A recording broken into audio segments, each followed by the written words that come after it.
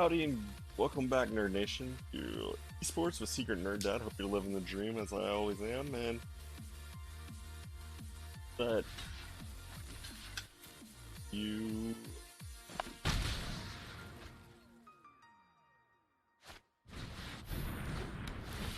are having a great day. Well, we're playing this draft deck that we've been playing.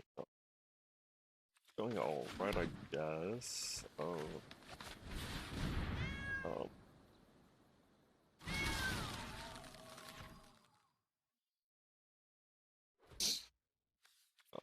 okay, scored. We're off. Okay, alright. Yep, sure.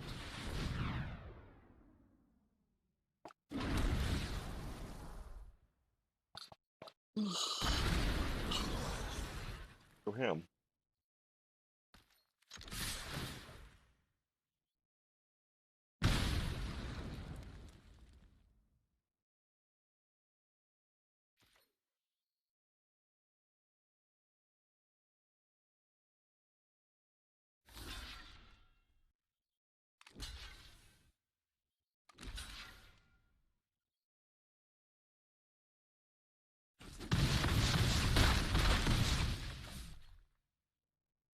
No, I have a full off though.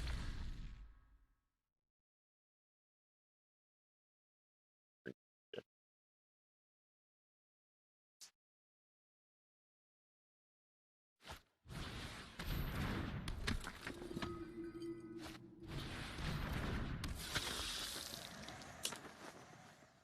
Let's see. Looks like an epic hero boy with all this life game. I don't. Severely disappointed.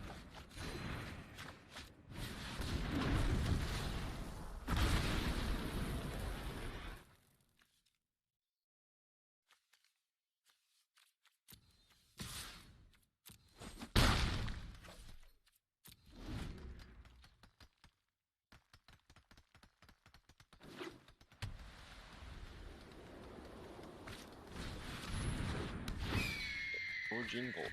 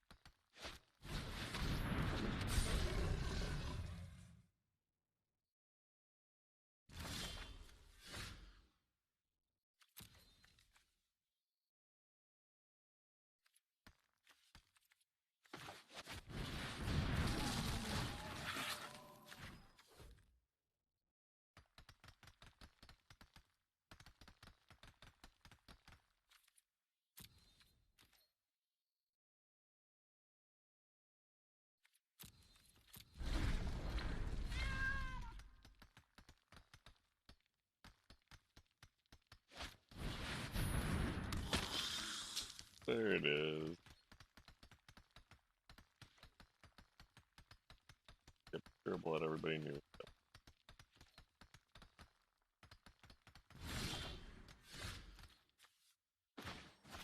That was thankful.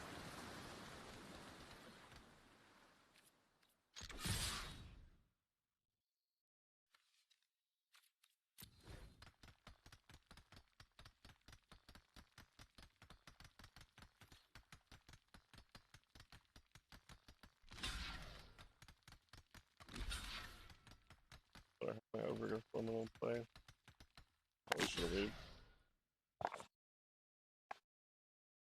think about it.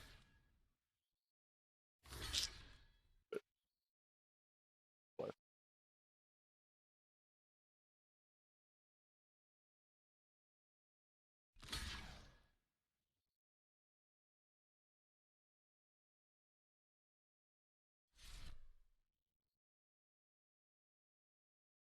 Sir.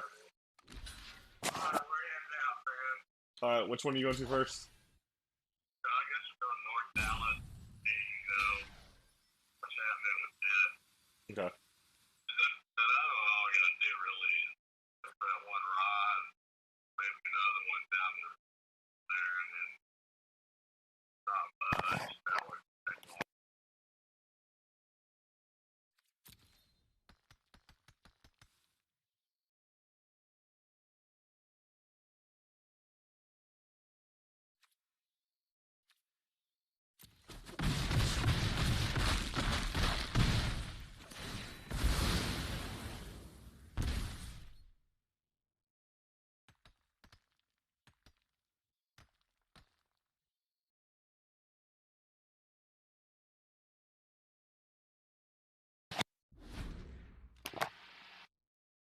Alright.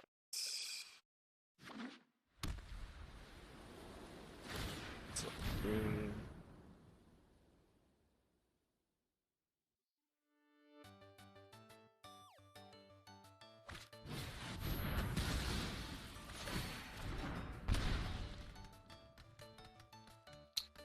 let's get crushed.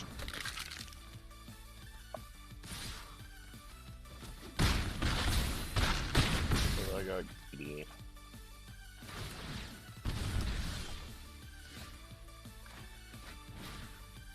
Now we're just flooding.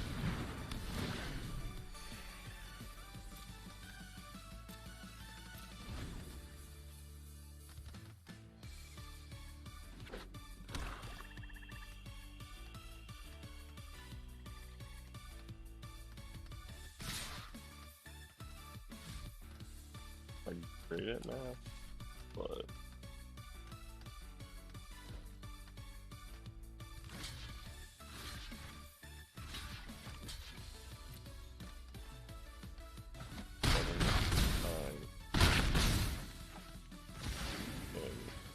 find stuff good.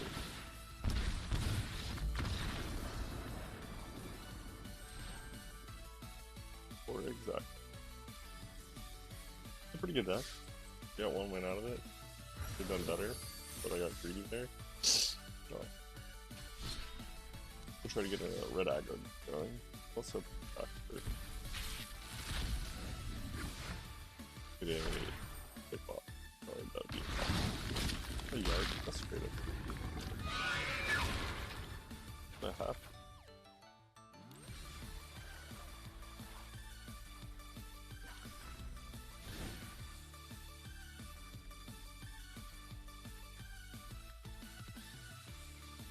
Place that. Alright.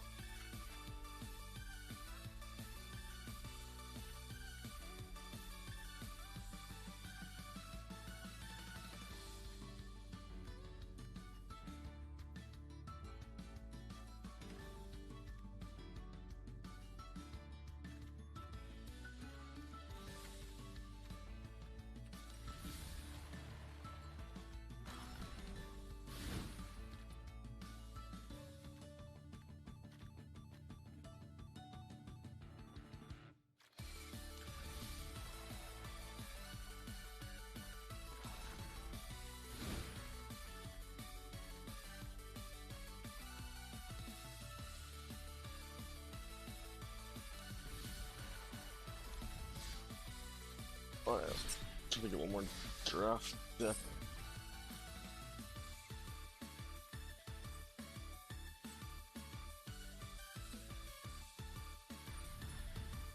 Yay, magic being magic.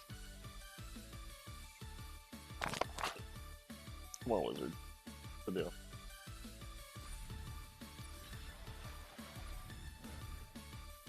Yeah. I'm aware. I'm aware.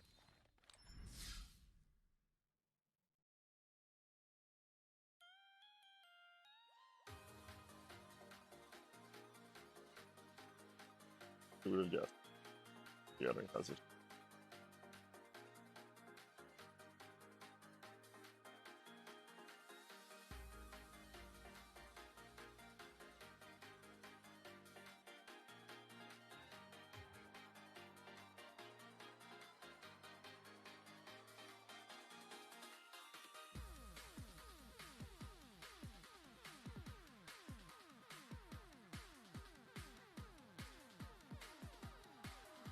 Restart the client.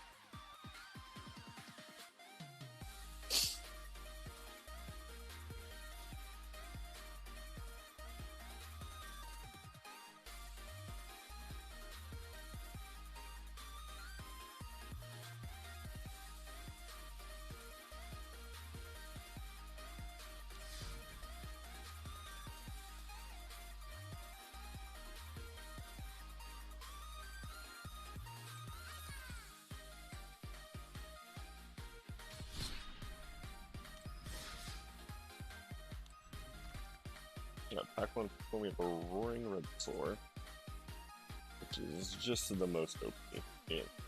Come on.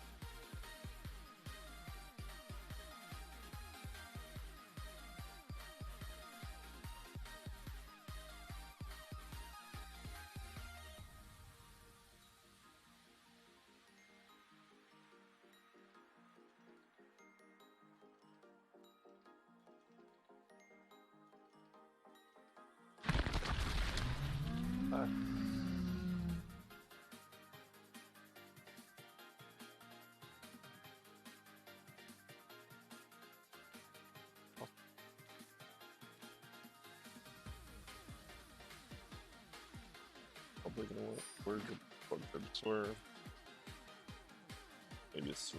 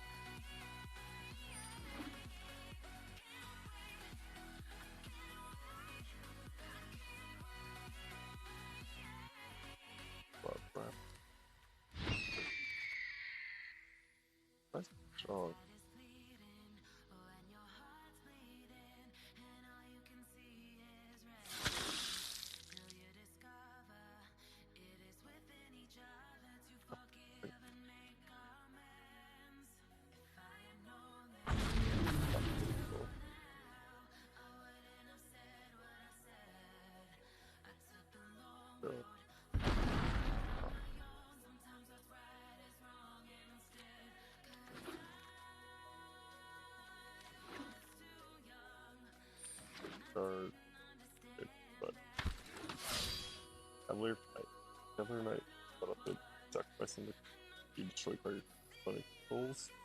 Cavalry when your knight dies, turn target keep. For the mana costs 3 left to graveyard battle.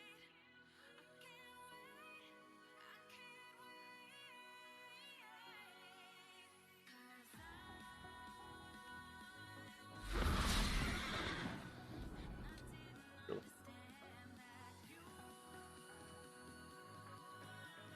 Forging Vulture is Forging Vulture close.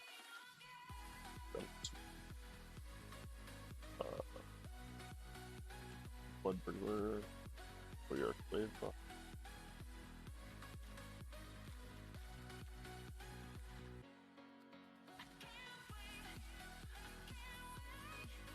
What do you have? These. Full salve.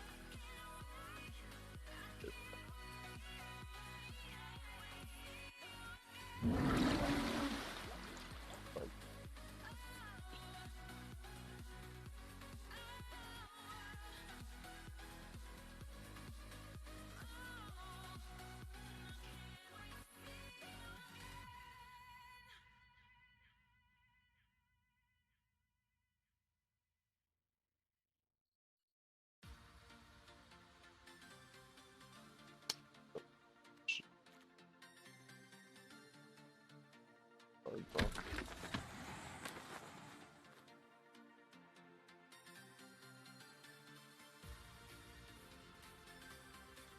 Atomic. Light. Oh nah.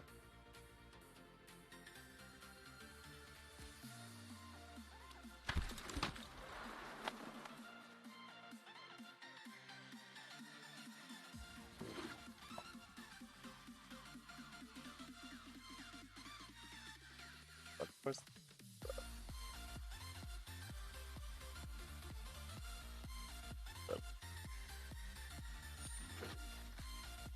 But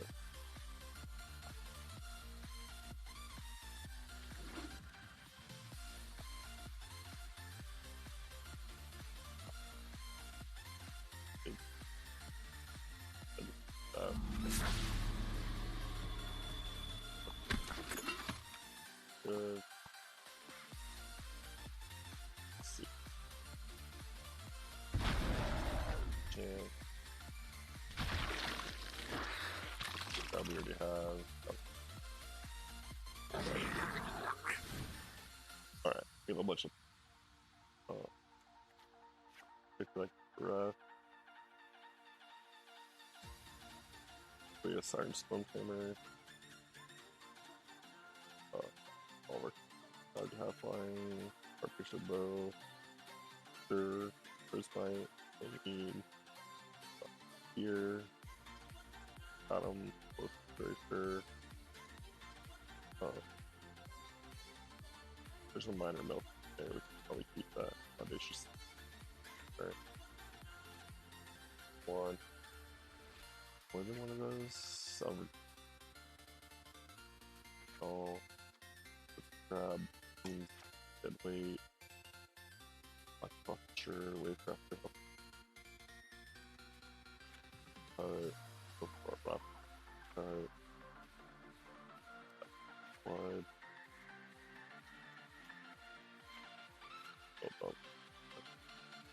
Five more. 3 heart shibas should find 8 of them. Really? Great.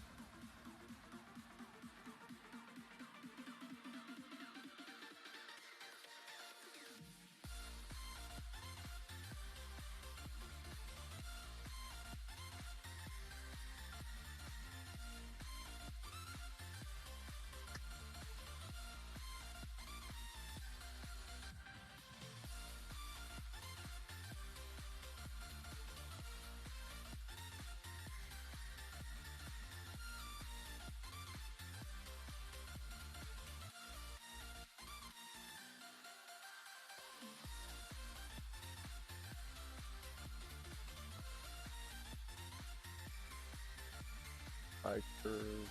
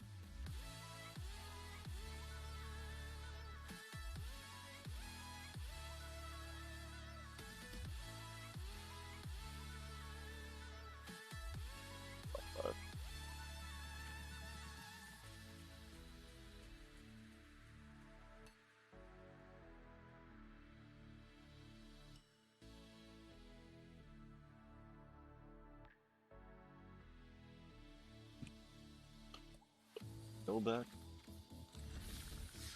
Red sword popper. Actually, it doesn't have to. Why would go or green black? Some overcome or similar trample cards.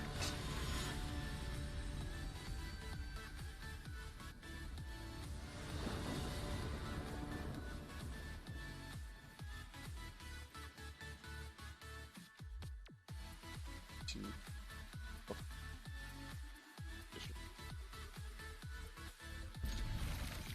Transporter match.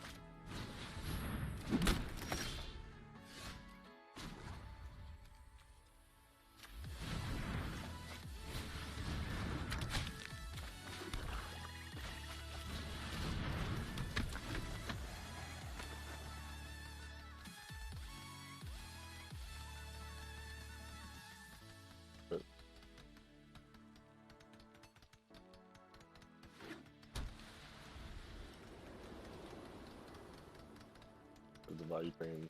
I'm about to pull up.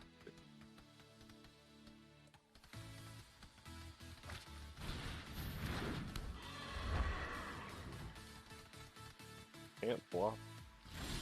Or attack on it.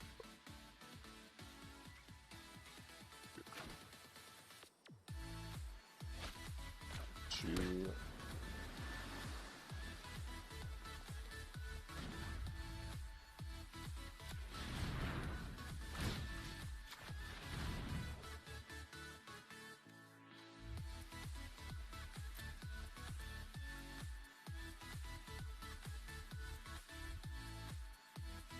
Yeah, I play full time.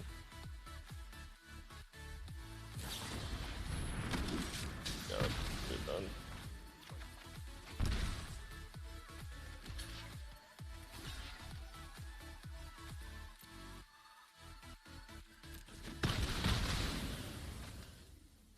Can I just for one here? 2 for 1.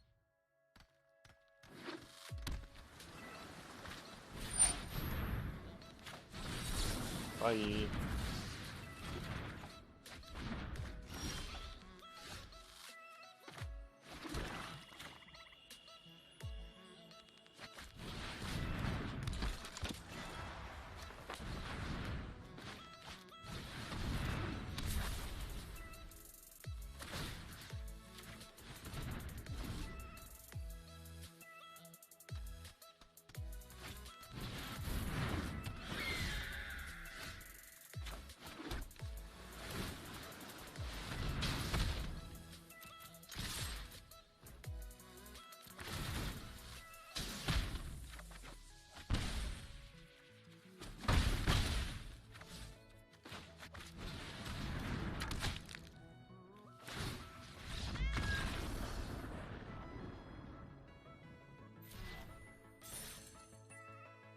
Oh, epic.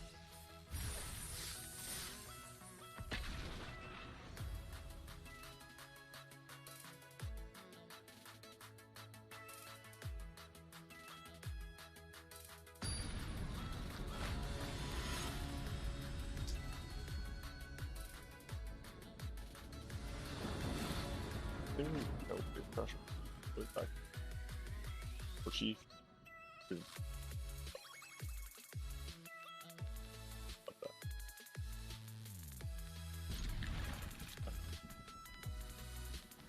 Finding their nation. Go ahead.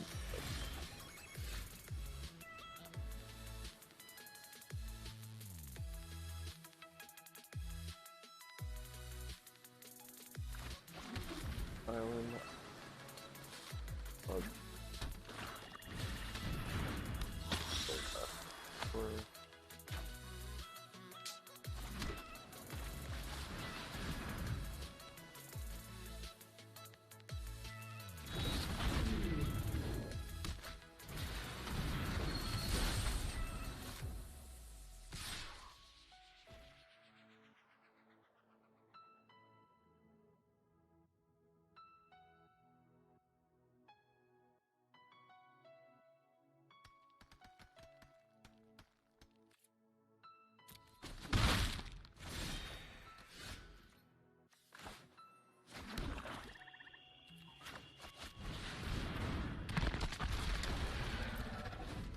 also have one of those.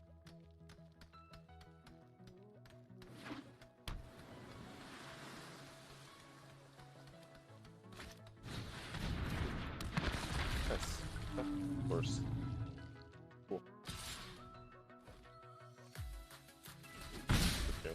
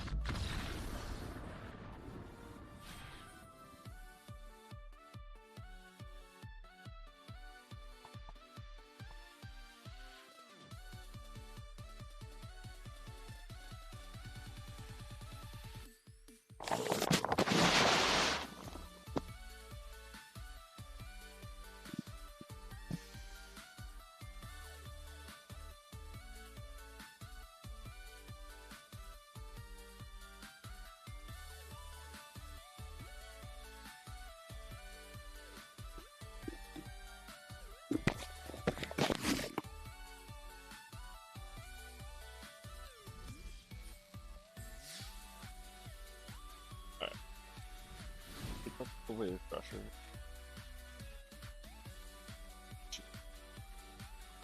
The same. Yeah.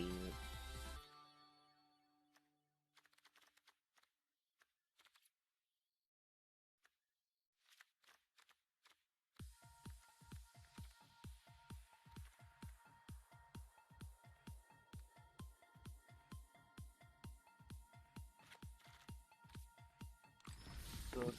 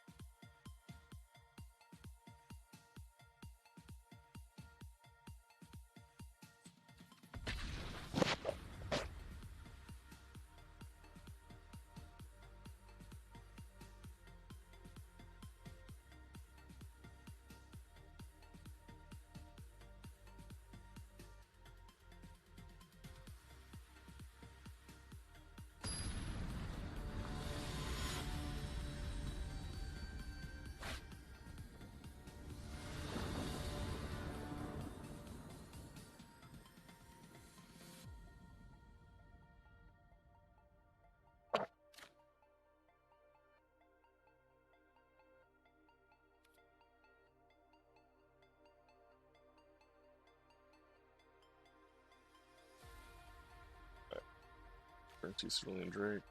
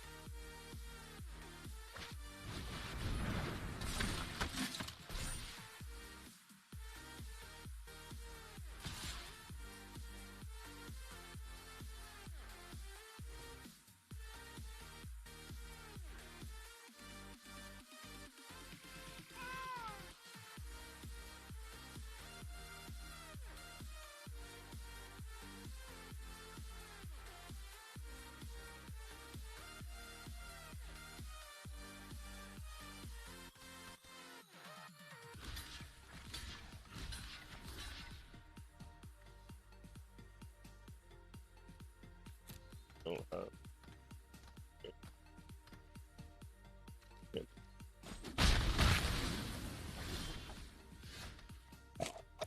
Oh.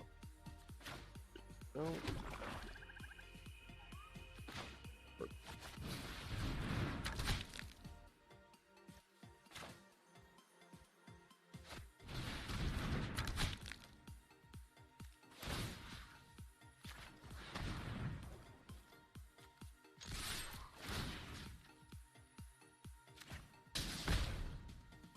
I'll bring it.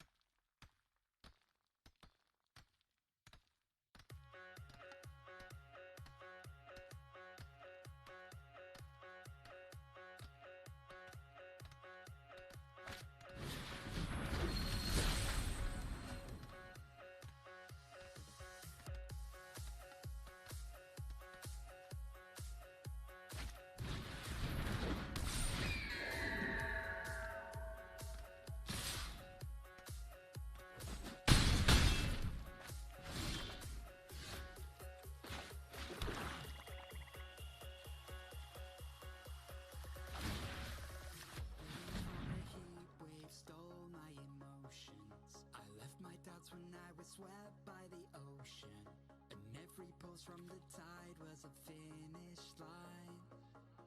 A wave race we were made to ride.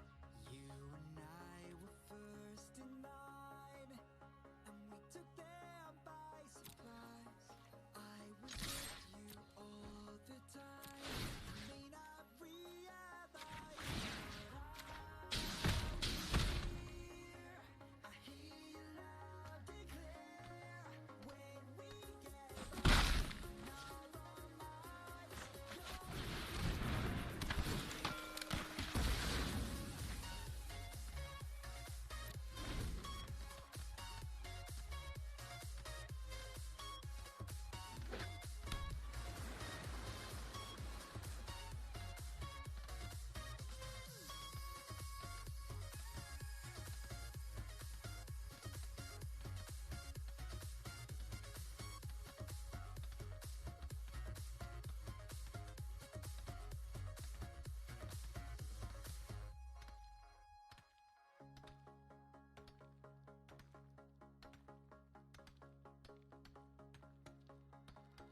I painted skies that left my mind.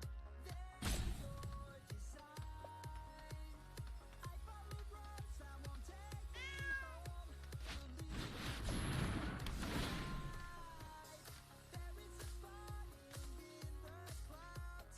Take a deep breath in and step out from let the feeling of realization in that I hear you loud and clear when we get lost in our own minds. You'll be keeping me near.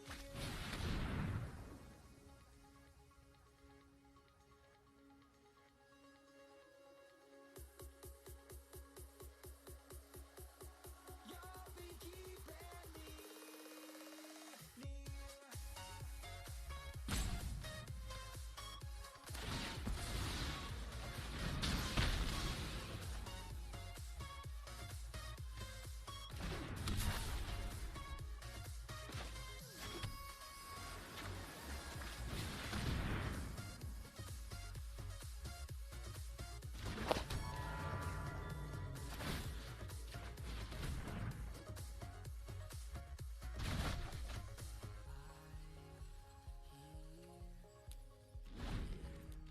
Wrong one.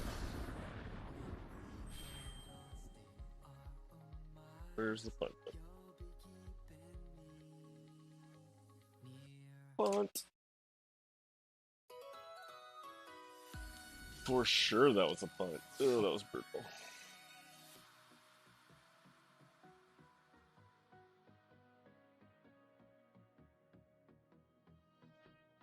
Alright.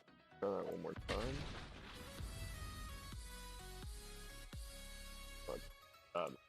I'm stomach hurts.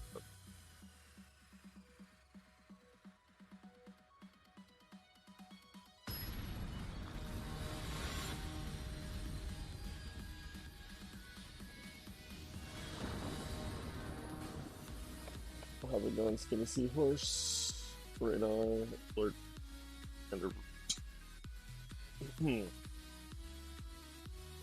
Living the dream over here. Hope you're doing the same on this beautiful Friday.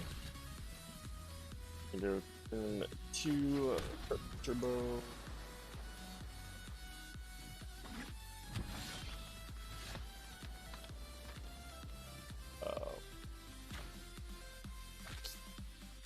Nothing at this point. Oh, probably good.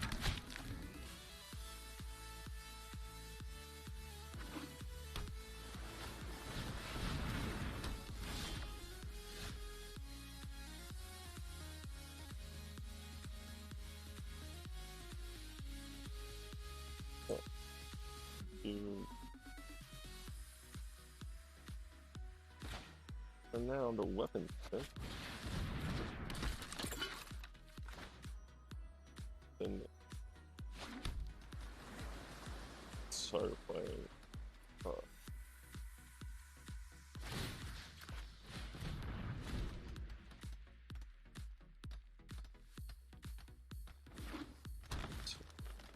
Anyway, go.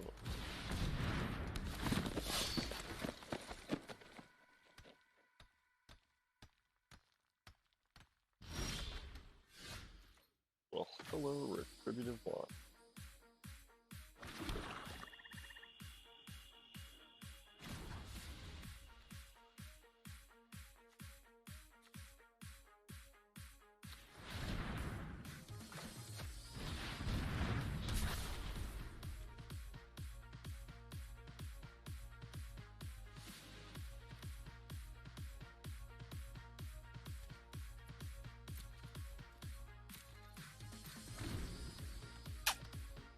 See what I'm playing with.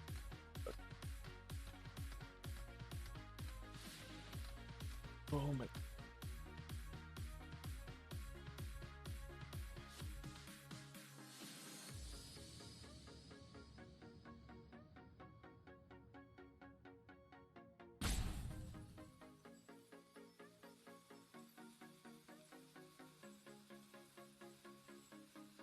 Hi.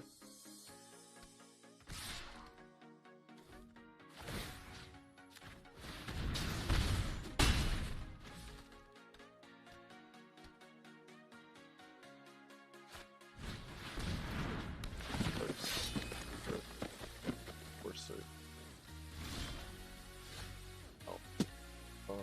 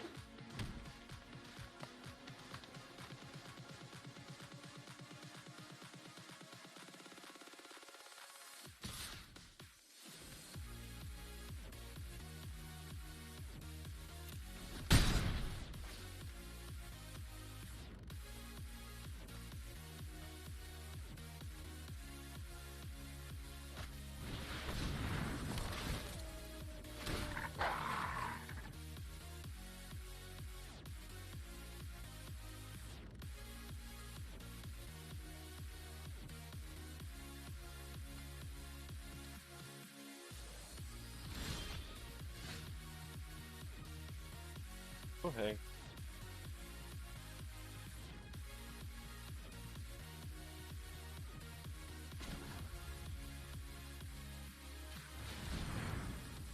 Guy. Okay.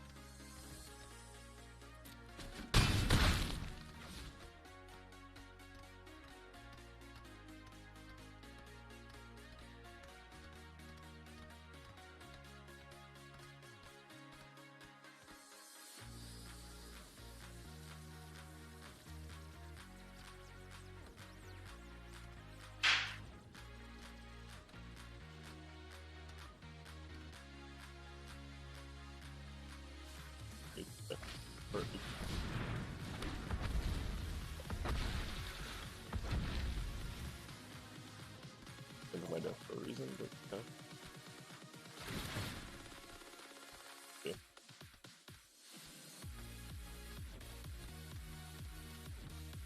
Oh.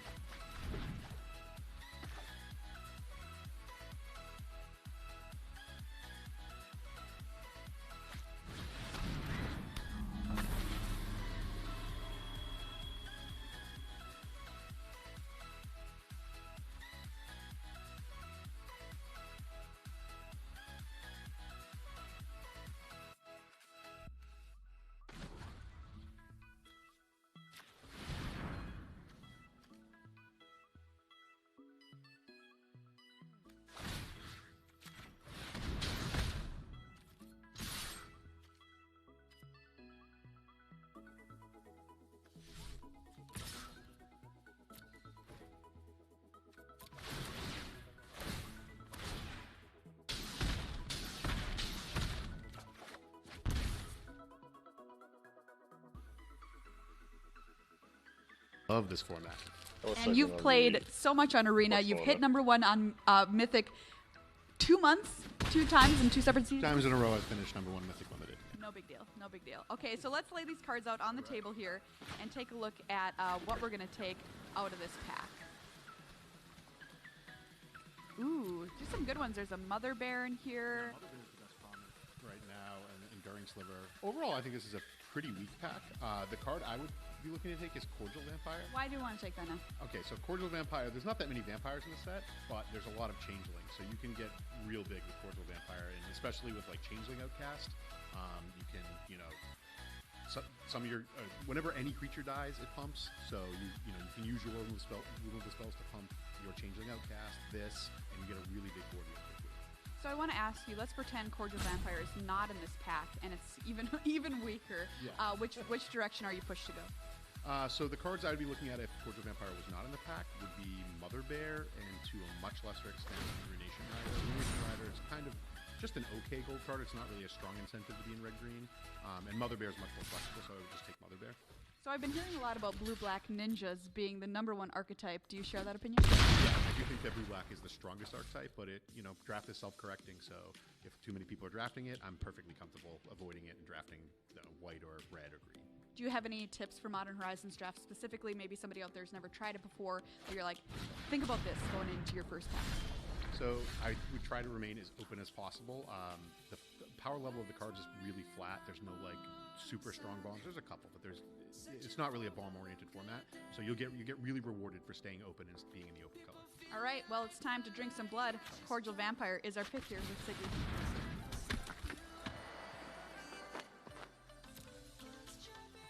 Hello everyone, welcome back to the news desk here. Rich Hagan here with you. We're 6 rounds in, 2 rounds still to go. Remember, 12 wins puts you on the brink of the top 8. 12 wins, 3 losses, 1 draw. That's pretty much good enough. So the players who are still undefeated now, 6-0, they're halfway up the mountain. They include Ben Hull, former champion, Toral Severin of Germany, Thiago Saporito, he has Mythic Championship top 8 form. Arnaud Hochmiller of France, he's up to 6-0, great day for him. Tomofumi Okada of Japan is in his first Mythic Championship here, 6-0, still doesn't know what it's like to lose.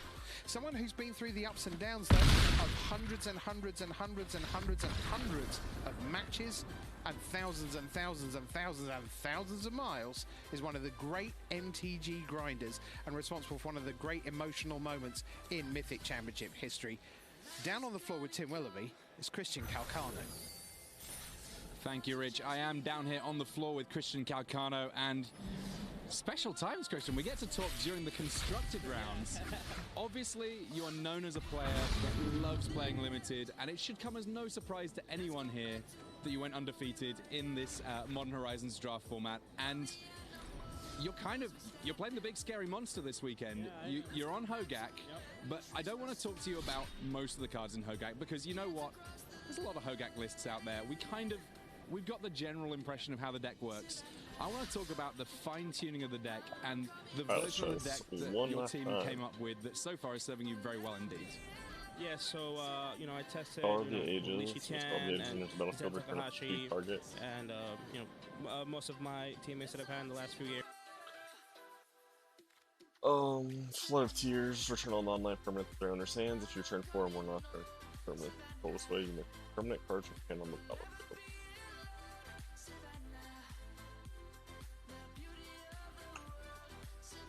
Color of the Ages.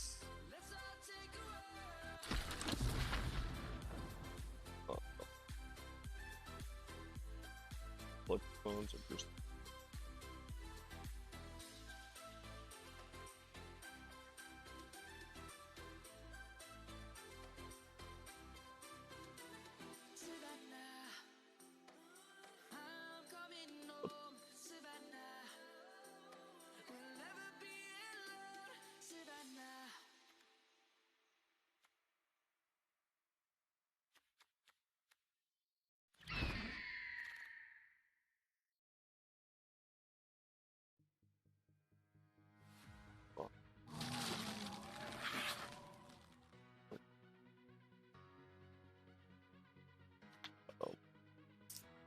And there's battlefield in each battle card.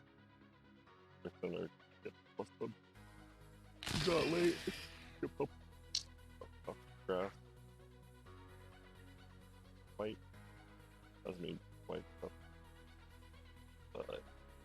Liberty.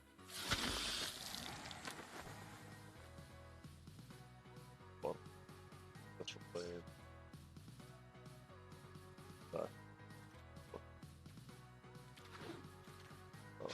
Settlement, all topless.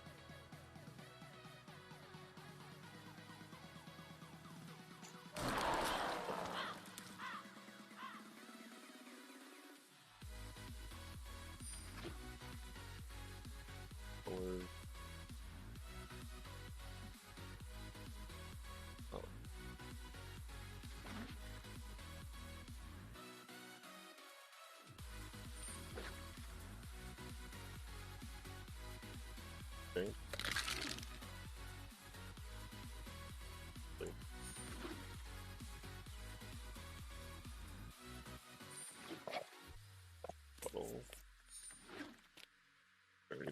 stack.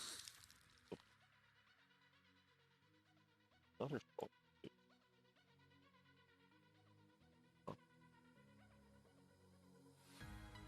God.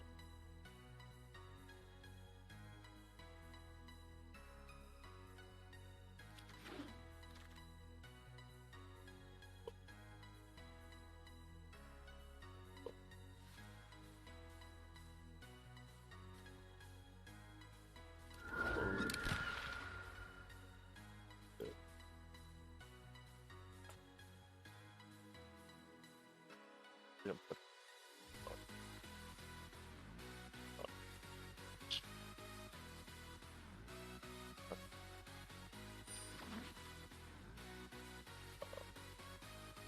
Full salvage.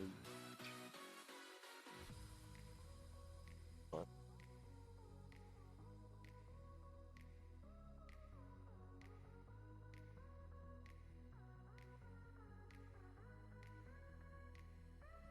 Fine. You go.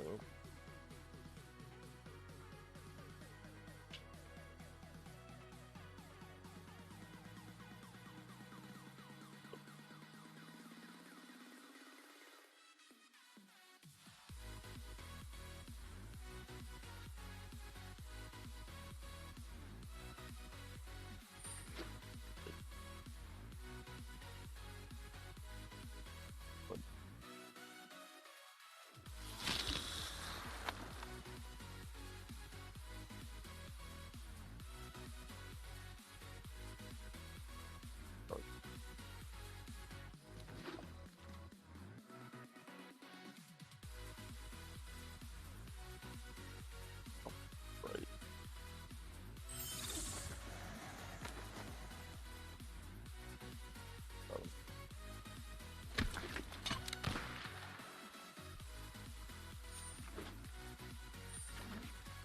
Done. Oh.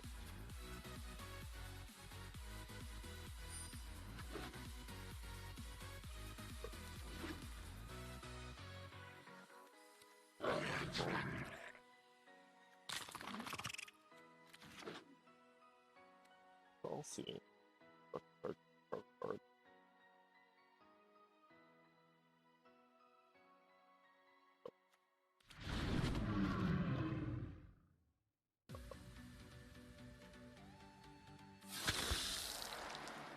There we go.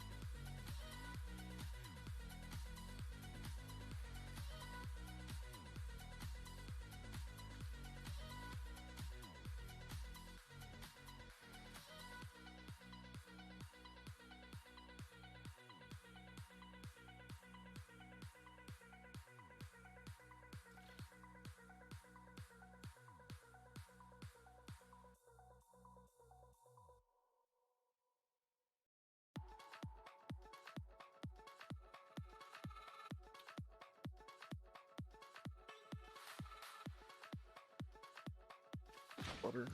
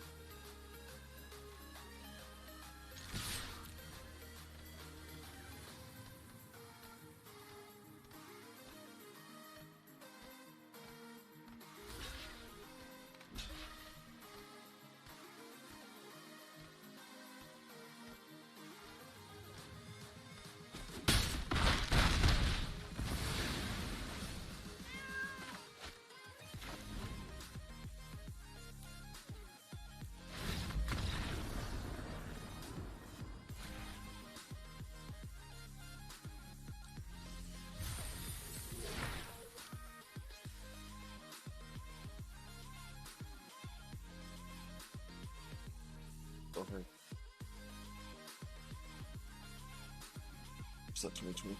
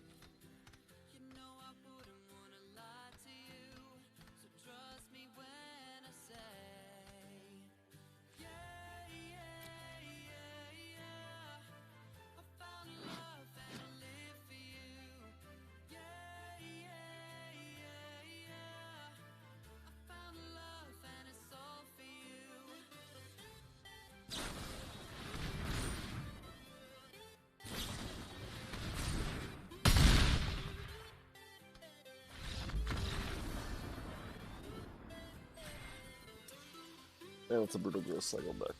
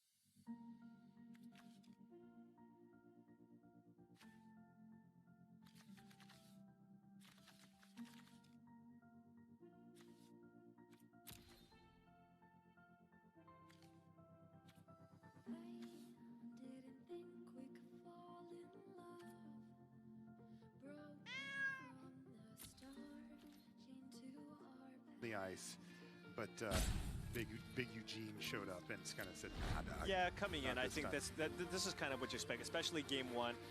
The Phoenix deck just has a bunch of cheap burn spells that the Tron decks don't really care about, and even Surgical Extraction not doing a whole lot early. So this is kind of what you expect. But after sideboard, I think Ben could put up a better fight. All right, well, we're going to find out that and much more from the feature match here. First, we're going to take a short break. We'll be back with a little more right after this.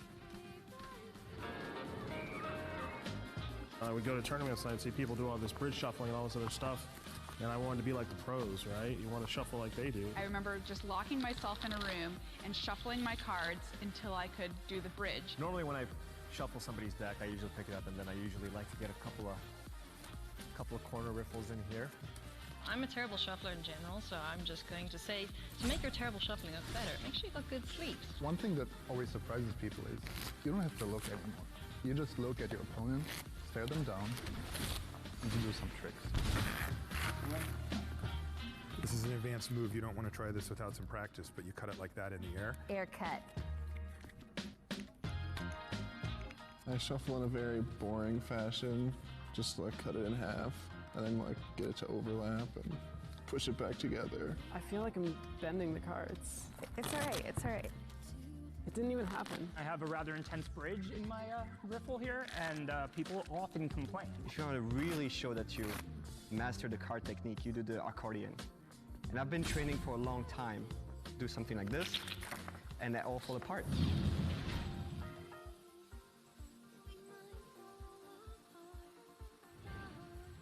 Look, shuffling's harder than it looks, okay? Like, that's all I'm going to say.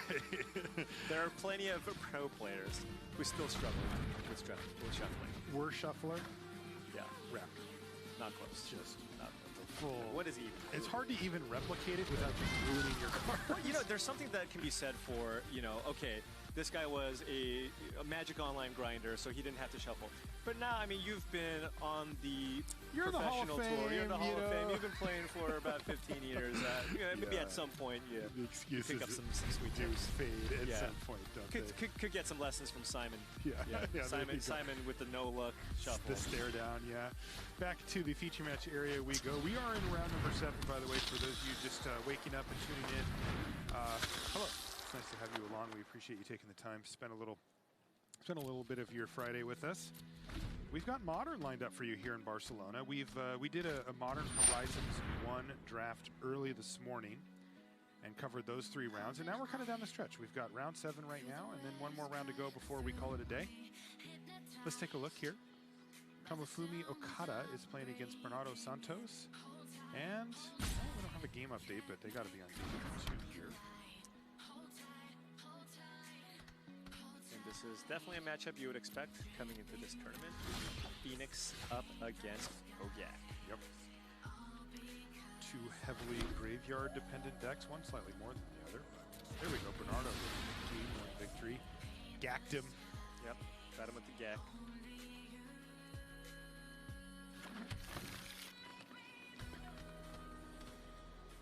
Another note for you just tuning in. Hogak is absolutely everywhere here, representing 21% of the metagame here on day number 1. And boy, I'll tell you, if you follow a lot of Modern, you'll know how big that really is. You know, that happens in Standard sometimes where there's fewer decks to choose from. But for Modern, that is truly a large percentage of the field. So the big question coming out of day 1 is, how good is it really? Is it faring as well as many of the top pros hoped when they chose it? A lot of the big teams are on some version of Hogak, and or is it one of those overhyped decks? We're going to find out. Yeah, curious to see how the numbers actually break down, because coming in, I mean, this was Public Enemy number 1, and for that reason, it was Leyline of the Void was the most heavily played card going into this tournament between main and side. So, you know, we'll see like how much of an impact that actually had. Did Hogak still put up the numbers that you would expect, given the amount of hate that existed? Well, there's Sting in the Ice on turn 2 here for Okada, and a nice one, Stitcher's Supplier here for Bernardo Santos. He even gets a Faithless Living in the yard there off of it. Yeah, and he's got a Grave Crawler in the graveyard, so he can play Grave Crawler because of the Stitcher Supplier, and with the fetch, he will be able to cast a Hogak if he has one in his hand.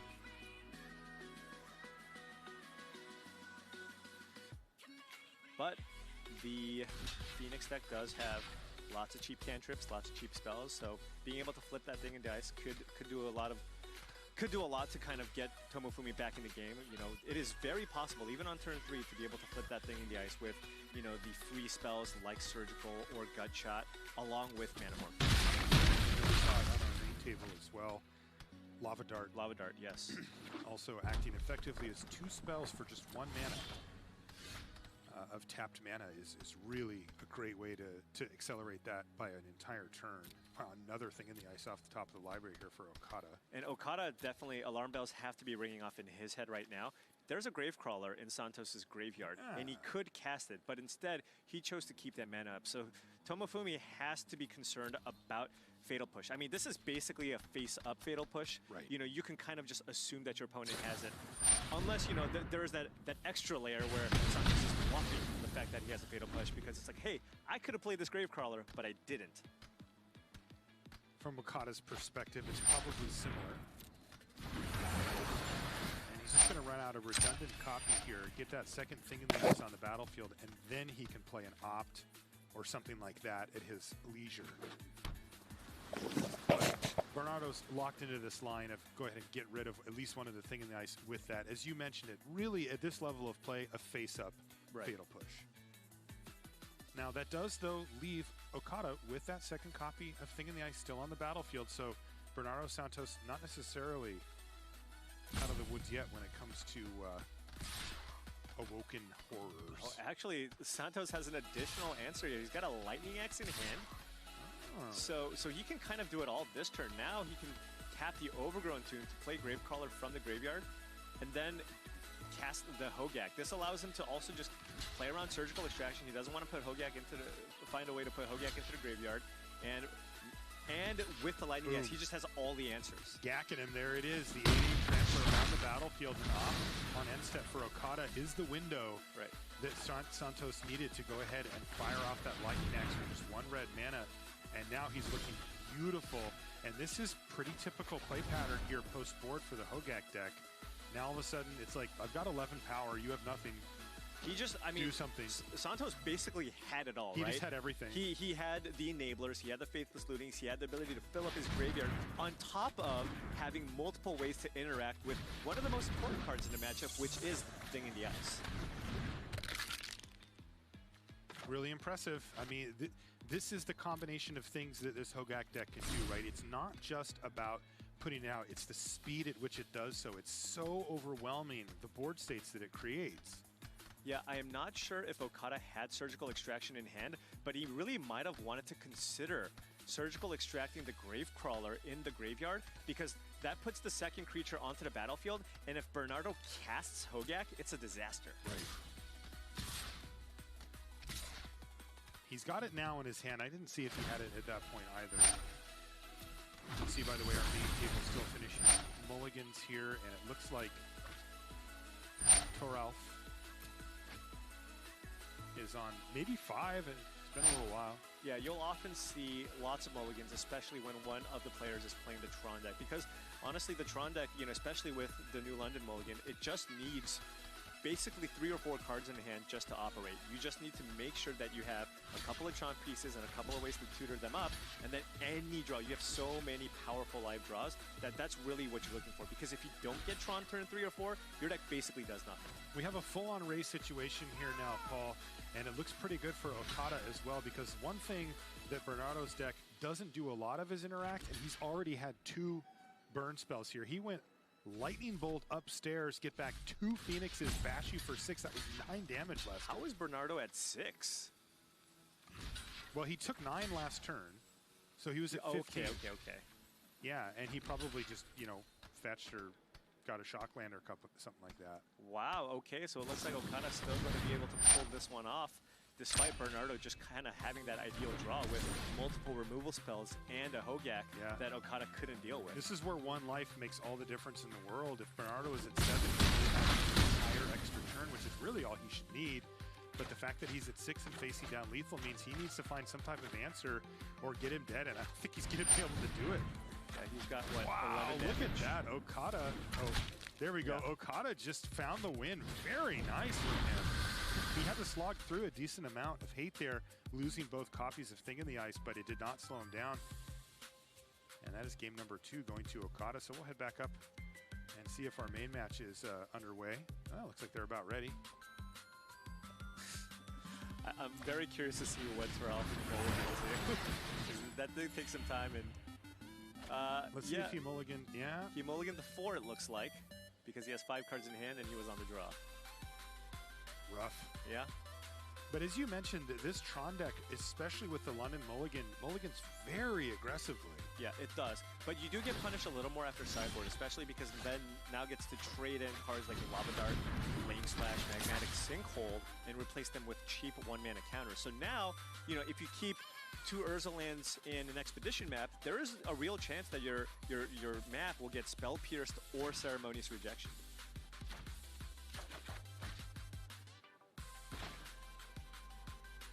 Thought Scour target me, says Ben Hull. Speaking of, there goes Ceremonious Rejection. He also brought in a Vendilion Click. Is that a Seasoned Pyromancer? No, that can't be it. It might be it. Oh, it looks like he has one on the sideboard. He does have a lot of fairly weak cards in this matchup, so Yeah, any reasonable card on the sideboard, I imagine he's going to bring in.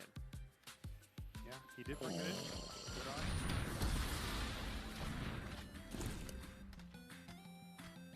Yeah, but a lot of great cards here. I'm looking at Abrade. Abrade, Blood Moon, Ceremony, Rejection, Force of Negation, Spell Pierce, all considerations, along with that Vendilion Click. Yeah, I'm assuming that Pyromancer just replaced something horrendous. Yeah. Because it doesn't seem great. Right. Yeah, again, all those cheap burn spells not very effective here.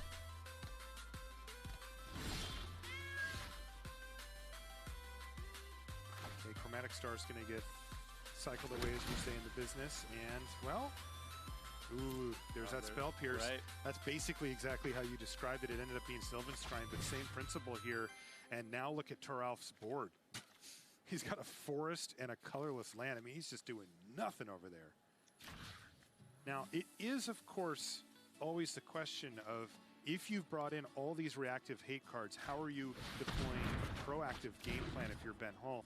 And we haven't seen that yet. He has no Phoenixes in the yard and no threat going. So he does need to find that. Because, look, if Toralf just gets turn after turn after turn, he will find Tron and he will start resolving. Yeah, games tend to go much longer. So even cards like Thing in the Ice, for example, once you have a bunch of reactive cards, you can't flip it very quickly, and you're not going to be able to put on a lot of pressure. I mean, I wouldn't be surprised if Ben chose to maybe even sideboard some of those out. Pretty awkward here for Hull. He really wants to try to find a way just to get the Arclight Phoenix in the yard, but hasn't been able to do so. He left himself 1 red mana to see if he could maybe spike a Faithless Looting, but it doesn't look like he's been successful at doing so. But he did find land number 3. He did. Which helps out immensely, as he does have that Seasoned Pyromancer in hand. He'll be able to cast that next turn. For now, it looks like he's just going to have to punt away that 1 red mana that he had in his pool. Okay, there's a mine off the top. Oh, okay. Okay. I mean, we see what you're doing there, Toralf. We see you, bud. Yeah, Ben does have a Force of Negation here. He can choose to pitch that Thought Scour to counter it if he so chooses.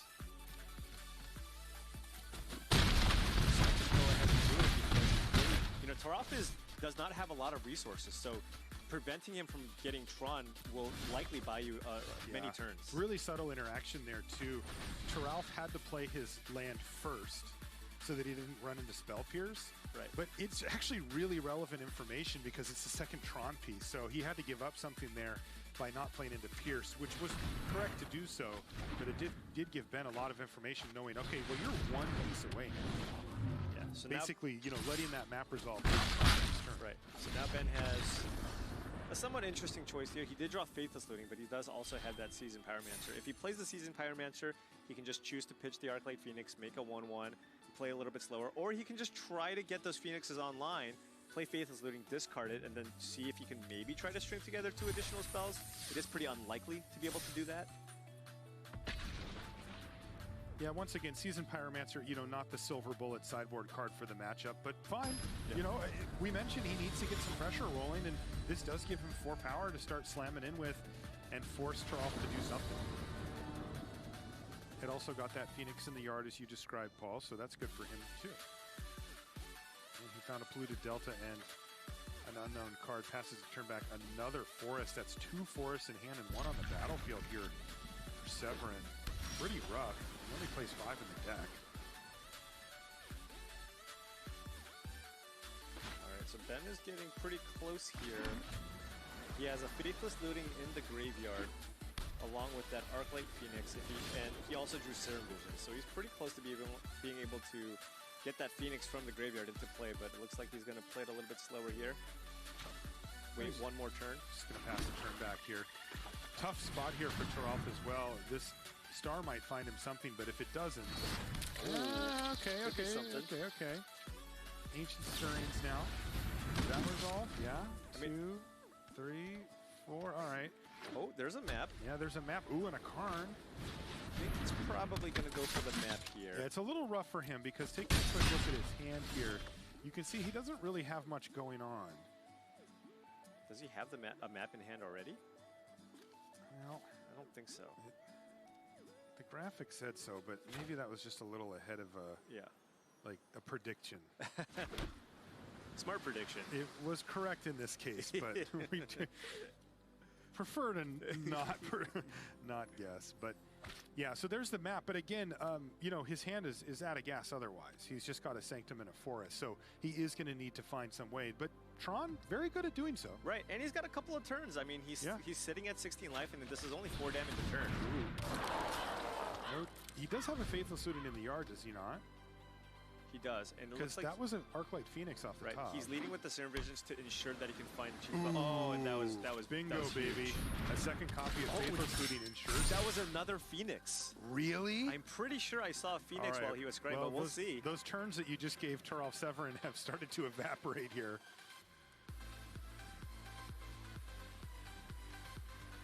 Or maybe it was.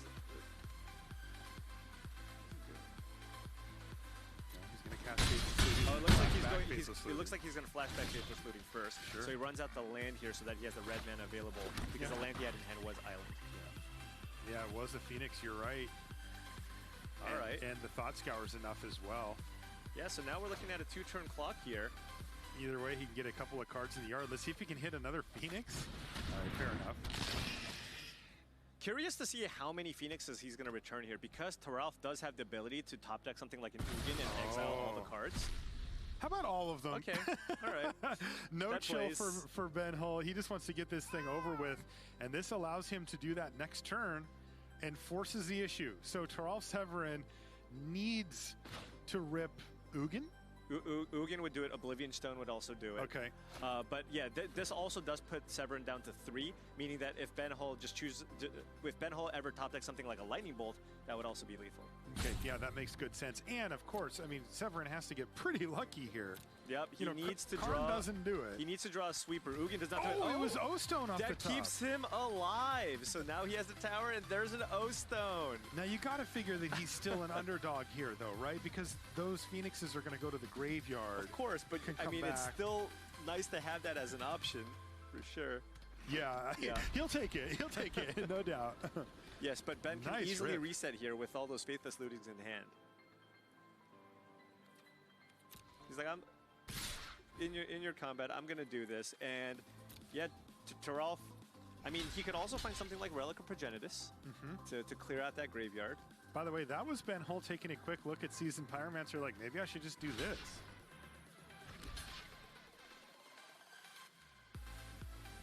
He would get 2 1/1 red tokens. He decided against it. Was there another lucky top deck here for Turalf? No. No. And now we're going to see a couple of tokens here, and on top of that, we're going to see those Arclight Phoenixes come into play with those Faithless Lootings. Okay, so this should lock it up here for Ben Hull, game number 2. But I'll remind you that Turalf Severin won game number 1, so this would be game number 3 incoming. There's a bulb too, so yeah, we're just right. you to get back my phoenixes, and oh wait, I killed you. My bad. Sorry about that. Well, looks like you're dead. Game number 3 incoming between these two. Yeah, and all those extra pieces of interaction definitely helping out. The cheap counter magic, the spell pierce, and the rejections, doing some good work there. What do you feel about the strategy of having your opponent mulligan before? Is that helpful? Look, or? when you decide to submit Tron at the Mythic Championship, that's kind of what you're signing up for. Fair enough. You should, on average, expect to mulligan 1 point something times or something like that. So. All right, let's take a look. Looks like we've got Guillaume Afotapa and Christian Calcano, and they're scooping up their cards. So we had bad timing, Paul. Yeah, Guillaume with, of course, a control deck, Esper control, and Calcano on Hogak. Look at Guillaume's shirt.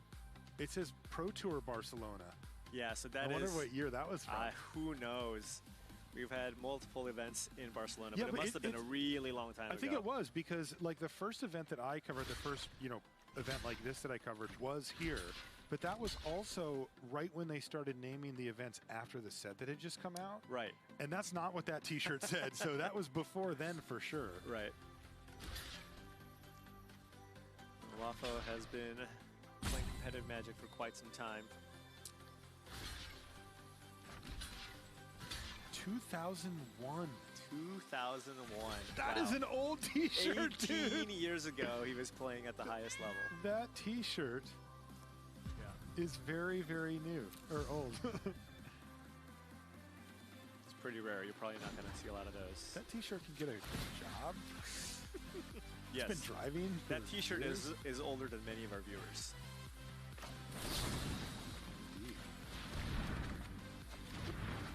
Yeah, and Wafo only one way. I can't even remember an event. It doesn't matter if control is good or bad, that Wafo did not register islands. I can't even think of it. If control is good, Wafo's going to win a lot of tournaments. Yes. If control's bad, he's going to struggle and probably, still win half his matches. Chat's saying, by the way, that Kai won that PT. Okay. To be So fair, anything in the early 2000s, Kai probably won. Yeah, that's true. He did win 7 during that stretch. It's cool to see him top 4. Yep. The last Mythic Championship. Kind of bringing back some of those heated debates on who is the best Magic player of all time. Now it's Finkel's turn to try to notch another top 8. He was 5-1 here. Yeah. Yeah, we saw the loss during the limited portion, and Finkel doing everything possible to put himself in a position to win. And he got close, and Raph had to draw that settle to clear the way for his gigantic Chiller Pillar.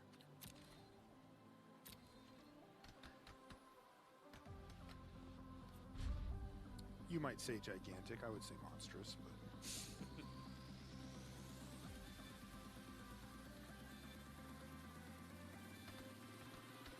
What is this, social hour? No smiling in the feature match area. Just casual. Are you allowed to have fun when you play Magic? Casual round 7 for the Mythic Championship. Two undefeated players. Is that a part of the game? Is that encouraged? It's refreshing to see. It is nice, actually. Now, the smiles will end shortly when they get down to business.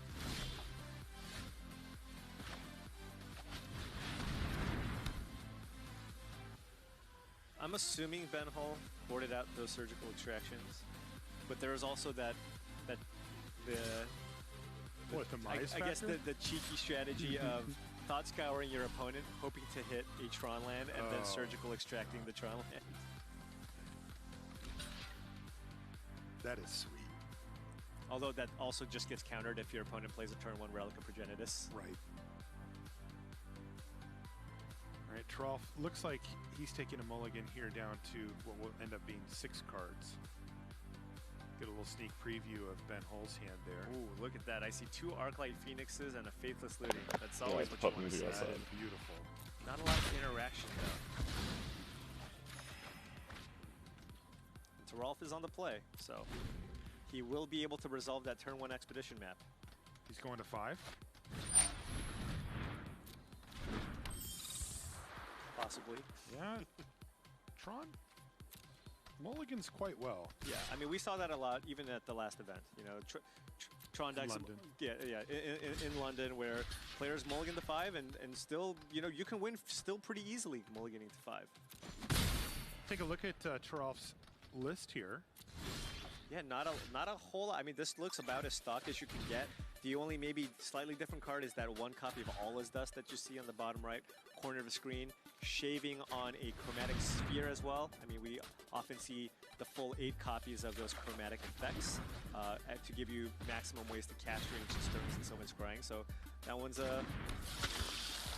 not something so typical, but you know, 4 of all the cards that you would expect here. And here's Ben Hull, or his list, I should say. Yeah, and we see a few updates here. We have one copy of Fiery Islet? Islet? Islet. Islet, okay. Had it right the first time. You did. Trust yourself, Paul. And then we see, you know, a couple of new removal spells as well added to the mix. Magmatic Sinkhole kind of replacing Set Adrift as the one of Delve's spell of choice, along with Lava Dart and a couple of Finale of Promises, which can single-handedly trigger those Arclight Phoenixes. I saw there was a main deck Flame Slash there from Ben as well. Whenever I see a card like that, I assume that it's overcompensating for the mirror.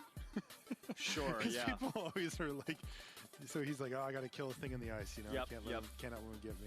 Right. I have no idea why it's actually there. These are just the assumptions you make when you're extrapolating. I think just when you're building the deck, you want X interactive removal spells, and this just kind of acts as Lightning Bolt number 5, basically. Right. That's the one that Ben decided to choose. That makes sense. Lightning Bolt being mostly just better. I know it deals less damage, but the fact that you can just target the opponent, meaning that you can always just turn it on and flip Thing in the Ice easier, or also get Arclight Phoenixes in play. All right, well, we are underway here, and we've got the Chromatic Star to kick things off for Tokov, and then pass the turn back to Ben, who's going to kick things off with that Faithless Looting, and this is going to leave him with 2 copies. Oh, man.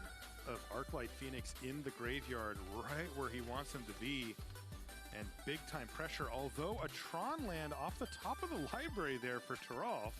This could get interesting, and he's got Ancient look Stirrings. at this. Can he find the missing piece? Of course, he still needs to find action. That's a tower, not the one he needs. Nope. Ugh. Yeah, so this is a little tough. He also needs a mine.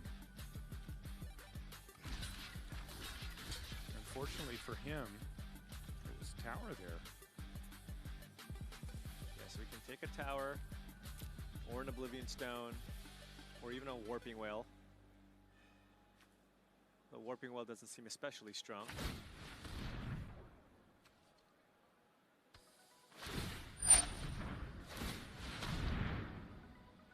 Ooh, big draw here for Ben Hull. There's a Force of Negation in his hand. So if Turalf does top deck something like a Sylvan Scrying and tries to cast the next turn, Ben will have the answer.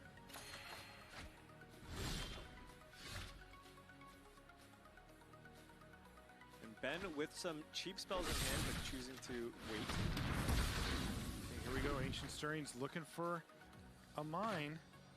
Oh, there's another tower. Last card. Oh, it was another power plant. Wow, they never run like this. To be fair, he's 6-0. He probably ran like this at some point in one of the earlier rounds. Fair. Well, he's going to go big or go home. That's the payoff card. I mean, he did need a payoff card, so now he just really needs to hope to either naturally draw Tron or find another way to search one out. He has so many ways to do so. I think people tend to underestimate that part. How do they always have it? Well, their entire deck just searches for Tron, right? Yeah.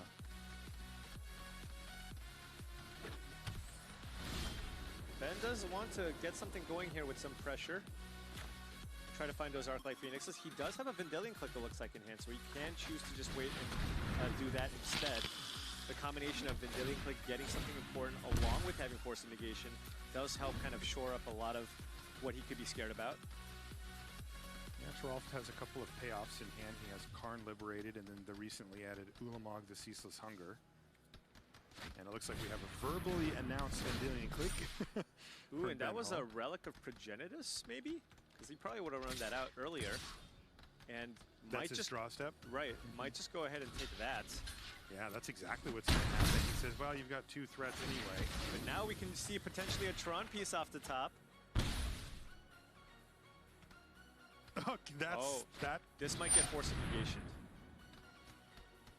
Hold on, please, he says.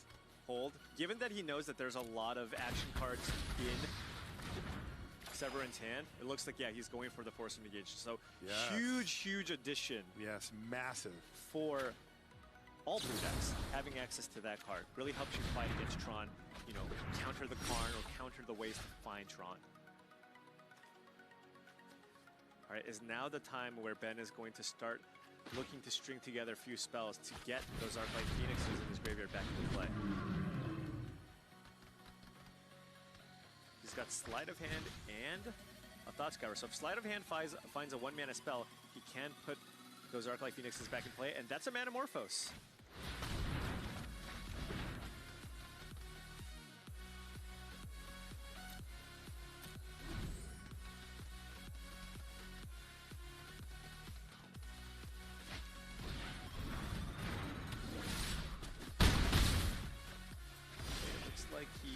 Phoenixes have been hanging out in the yard for a long time now. It wasn't a 1-mana cantrip spell. It was a Ceremonious Rejection that he had. So if he cast Manamorphose, it would be somewhat of a gamble because he would absolutely have to find a spell off the Manamorphose to get those Phoenixes in play. Hey! He did it! He found a Chromatic Star, cycled it, and hit the mine. That's going to allow him to play Oblivion Stone. Which I think he's going to let resolve here because he does have that Abrade in hand. He can still save Ceremonious Rejection for something like the Karn Liberated that Turalf has in hand. But Turalf, I mean, now still has a shot here, right? If he draws an Urza land off the top, he can just hard cast Ulamog to get 2 permanents off the battlefield. Yeah, a Braid there on end step from Ben Hull to take care of Oblivion Stone. Ben does have to be a little bit careful here. I think he's still going to keep up that Ceremonious Rejection, but now Turalf, lots of great opportunities here. Even if that Ulamog gets Ceremonious Rejection, it's a cast trigger, so he's still going to be able to get 2 permanents off that cast trigger. He is a Tron piece short of being able to cast it, but he did find it effectively with this card right here, Expedition. Ben probably has to let the Expedition map resolve because he absolutely does need to counter the Karn in Turalf's hand. And he knows about the Karn because of that Vendilion Clique that's in play. Oh, wait. Maybe he doesn't. Maybe it was just Ulamog that he knew about. He did know about it. Okay. He did. I thought so. Yeah, you were right. Alright, now what to do with the Karn? This is also an interesting thing, right? You can minus and get that Vendilion Clique off the battlefield. Seems pretty strong. If you tick it up, it means that even if Ben gets both the Phoenixes in play, he won't be able to get that Karn. 10 loyalty. Yeah. That is such a huge amount. And now this is putting pressure. Ben needs to start going for it here. Yes, he has been trying to play the more controlling route, leaving those Phoenixes in the yard. Now it's time to unleash the fury. And he did find Lightning Bolt. And that Manamorphose helps too. So with the Lightning Bolt, he can take out the Karn. You know, that's 9 damage from the Flyers if he gets the Arclight Phoenixes into play. Can he do so? Well, that's the thing. He's got the Manamorphose. He can also flashback Faithless Looting, and he has a Lightning Bolt. But the land that he has in hand, I believe is a Spirebluff Canal. So he actually, it will come into play tapped. So he does need to find an untapped land here off the Faithless Looting. Okay. And it can't be an island. Oh, that is rough. My bad, Ben Hull. Wow. It was Things are looking really good now here for Turalf. He's got 8 lands in play, Ulamog in hand, Karn sitting at 10. Ben is unable to put these Phoenixes in play, so any Tron land means Ulamog's going to hit the battlefield. But if he doesn't draw a Tron land, I mean, he's still going to draw some kind of action card. Wow, that's insane, because any Tron land means he can wipe out his whole mana base? Like, he could go Ulamog, kill your lands, Karn, kill your lands? Yes. Which means it's going to be basically impossible to get those Phoenixes back into play. Right. Let's see if he can do it. It was Sylvan Scrying. So Sylvan Scrying getting a tower nets you 1 mana, so he's only going to have 9. It's going to cost 2 mana to cast Sylvan Scrying. Even if you get a tower, that'll tap for 3. Currently, given that he has 8, he'll have 9. But that'll set him up for the next turn. Curious to see what he does with Karn here as well. It feels like there's no wrong way. Right. But it certainly matters whether he decides to plus keep Karn at 11 loyalty and take another card out of hand, or if he starts maybe attacking the mana base or the clicks or the pressure. Right. Ticking up is still a pretty strong play here, just because, you know, that's effectively taking an additional resource out of Ben's hand. So there's a good shot that you're going to take a spell that can potentially help trigger that Arclight Phoenix. And you can see the look on Ben Hull's face. He had a little head shake there, like, is this one slipping away? And it certainly feels like it is, Paul. Absolutely. And now Toralf actually, I mean, I guess he has a somewhat interesting choice here. He could maybe choose to get, you know, a utility land, a Blast Zone, or a Sanctum of Ugin. If he does do that, any land he draws, he can still cast the Ulamog and still have additional gas on the following turn in case Ben top decks something like a Ceremonious Rejection. But the tower would be the safe play, guaranteeing that you can play the Ulamog next turn. And you can tell he is really stuck on whether to do it, because getting the Sanctum gives him insurance if he can go forward with it. But boy, how do you lose the game? Look at him. I mean, he's agonizing here. Yeah, if you put Ulamog on the stack next turn, you should be good to go. Yeah, I mean, he's thinking about the scenario, the pretty unlikely scenario where Ben chains together enough spells to basically get that Karn off the battlefield and still somehow manages to have Ceremonious Rejection in hand. And if he does do that, then maybe Ben has a shot. Well, Toralf says, you know what? I'm not a coward. Let's just go for it. Right. He's going to get a tower and play it, pass a turn back. Karn, not an artifact. Not Shattering Spree that one. That's right.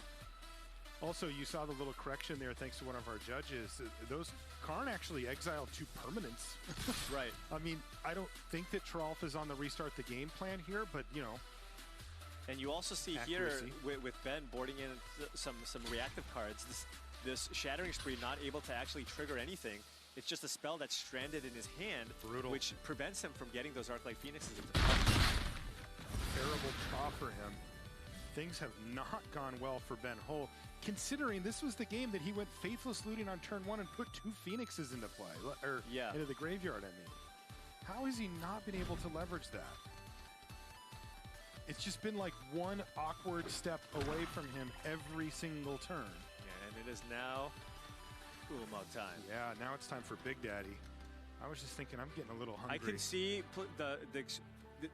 I can actually see Karn minus on Spirebluff Canal to play around Ceremonious Rejection. You're now in a scenario where if you resolve Ulamog, you're probably just going to win.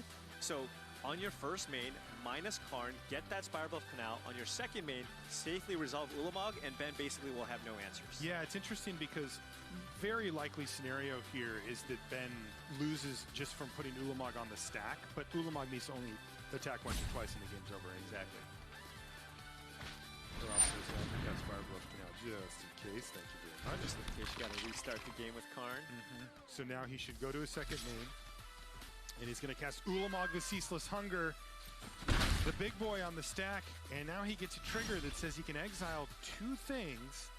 I imagine he's just going to go for the lands here. It just crimps the options on Ben Hull so much if he does so, meaning that that thing in the ice will not have a chance to transform for multiple turns if it ever does. Right, and the thing is, one extremely unlikely thing that could possibly happen is Manamorphose into Manamorphose into Manamorphose. Yes, and now that this takes that away. Toralf is... He's so far ahead, he just exiled 2 lands and said, well, you know, let's just put him under Karn. Oh, right. And it was like, no, and that's going to do it. Toralf Severin takes down the match 2-1 with a big smile on his face, and boy, he mulliganed to 5 that game for the game prior. You said it though, Paul, it is true that deck expects to mulligan quite a bit, and as you can see why, it can still put together Tron and come away with the win. I mean, that's just the power of the Tron deck. It's got a bunch of cyclers, you have all the chromatic effects, it's got multiple ways to search out Tron pieces. You have the Expeditions maps, the Ancient Stirrings, and the Sylvan Scryings. It's just inevitable, right? Sure, you can get those draws where you have turn 3 Tron, but especially with the way that game played out, and Ben Hall with just that slower draw. I mean, he just had all the time in the world. I mean, he got Tron turn 5, and that was good enough. It was good enough. Yeah, that was just one of those things. It happens sometimes. And it ended up being Taralf Severin who took that one down. That's going to do it for this round here in round number 7. We're going to take a short commercial break. When we come back, we'll be at the news desk with Maria and company. Don't go anywhere.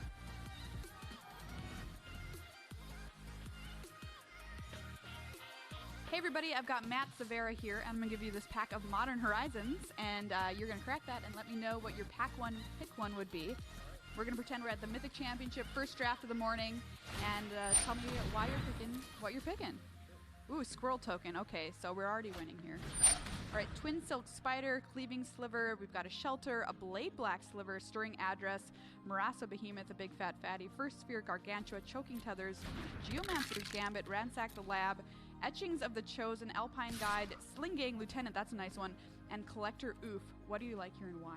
I think I'm going to be taking the Sling Gang Lieutenant because, like you said, it's a nice one. I mean, I like to be in black, either blue black or black red, especially in black red. It's just pretty straightforward by and large. In a vacuum, power level is much better than every other card in the back. So. All right, say I'm going to be a little mean here. Say this isn't in here. It's just some other random uncommon that you're not interested in. What would you take? This is much harder now. This is a quiz. You'll be graded. Right. So I mean, I'm really biased to like, either like low curve ninjas or low curve red blue or red black. I'm probably gonna do something kind of stupid here and maybe take like a Choking Tethers. Okay, why? Well, just because it's in the decks that I like and have been winning with. So I'm gonna take white or green cards that tend to lose a lot more. So, well, I mean, fair. I've got to ask you, though, say blue or black or red or black aren't flowing because that seems to be a popular choice in this draft format. Are you going to feel sad going into something like green-white? I mean, I'm not going to try to be green-white. I think you can still draft a respectable green-white deck. Just have, sort of like a solid curve and some tricks and creatures. It's not my first choice, but it's not like you can still... All right, well, we're going to try and do exactly that with Sling Gang Lieutenant, our first pick from our first pack here, Matt Severa.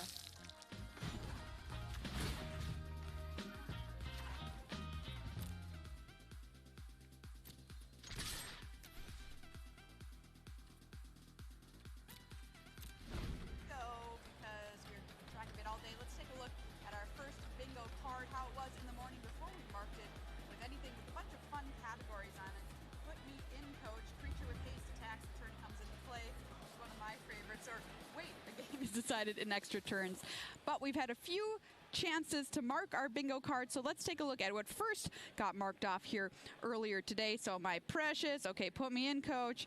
Wait, okay, got it, and free space, of course.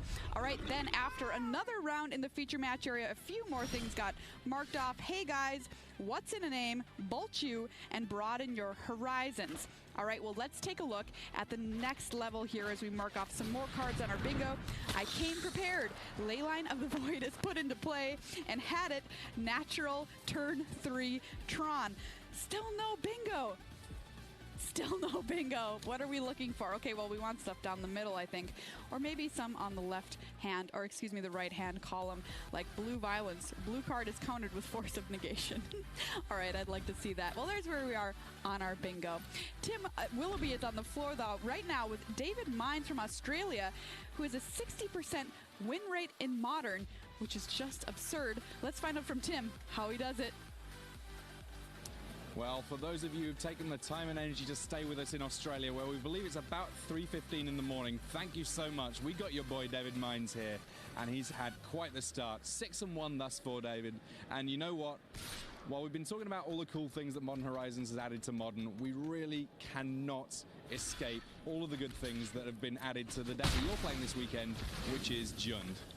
Yeah, I mean, everyone's playing Hogak and playing 8/8s on turn 2, and I'm playing 2-mana Planeswalkers that get infinite value and destroy the aggro decks and then beat up on the control decks as well. It feels pretty solid. Yeah, Ren and 6, I mean, every piece of that package feels pretty special. 2 mana, about the best price you're ever going to find for a Planeswalker. Getting lands back from the graveyard with the likes of Nurturing Peatland in your deck, you can get all sorts of advantage that way. You can shoot things down, play your targets, and then if you do get to that ultimate, ooh boy. Yeah, I mean, we're playing Tireless Tracker as well, so you can go infinite, just grind out any matchup. It's, like I said, it's great against the humans decks, which we were sort of concerned, that they play a Thalia, you're sort of so far behind, you just shoot it down, shoot everything down, and post-board against Hogak, when you try to leyline them and you just ping everything, that's your way to win. So I did get a chance to watch you playing against humans this round, and quite frankly, it did not feel like a very fair matchup for your opponent there. I mean, Plague Engineer out the sideboard as well, a pretty big addition if you choose to go in that direction. Yeah, I mean, they just can't play any of their big, windmill slam Thalias, Lieutenants, and Thalias and things, and I mean, short of me collapsing at the table, I don't see how we can lose to humans. Which, considering that was the deck that won the very last Mythic Championship when we were playing Modern, Eli Loveman playing humans seemed to have a pretty good run of things. How much has changed with the likes of Modern Horizons in the mix? Yeah, absolutely. I mean, until Wednesday, about midday, I was playing humans. I've been testing it for a few weeks, and then we just couldn't beat Hogak. So it felt like a really terrible place to be. Couldn't beat Hogak, couldn't beat Jun, so we thought it was time to jump onto something else. And jumping on something else seems to have been working pretty well for you, because thus far 6-1, got out of the draft with an undefeated record there, and right now it's just a matter of, is it going to be 7-1? Is it going to be 6-2? Either way around, we're going to be seeing plenty more of you tomorrow. Feeling pretty good about everything? Yeah, absolutely. I mean, I would have snapped off a 6-2 this morning if I was offered it, so I won't be upset either way. Lovely stuff. Well, best of luck to you tomorrow. David Mines here at Mythic Championship number 4. Thank you so much, Tim. A quick update on some players who are sitting at 6-1 in the tournament. Marcio Carvalho at 6-1. Jelgar Vigersma also sitting at 6-1. Manuel Lenz. David Brucker, who's out there wearing lederhosen, but just the pants. Martin Mueller sitting at 6-1, as well as the GOAT, John Finkel at 6-1. But right now it is deck tech time, and it's time to learn about a new deck. Some would call it spicy, some would call it chilly, because it has some snow lands and makes good use of those. It's time for Snow Shift with Riley Knight hosting.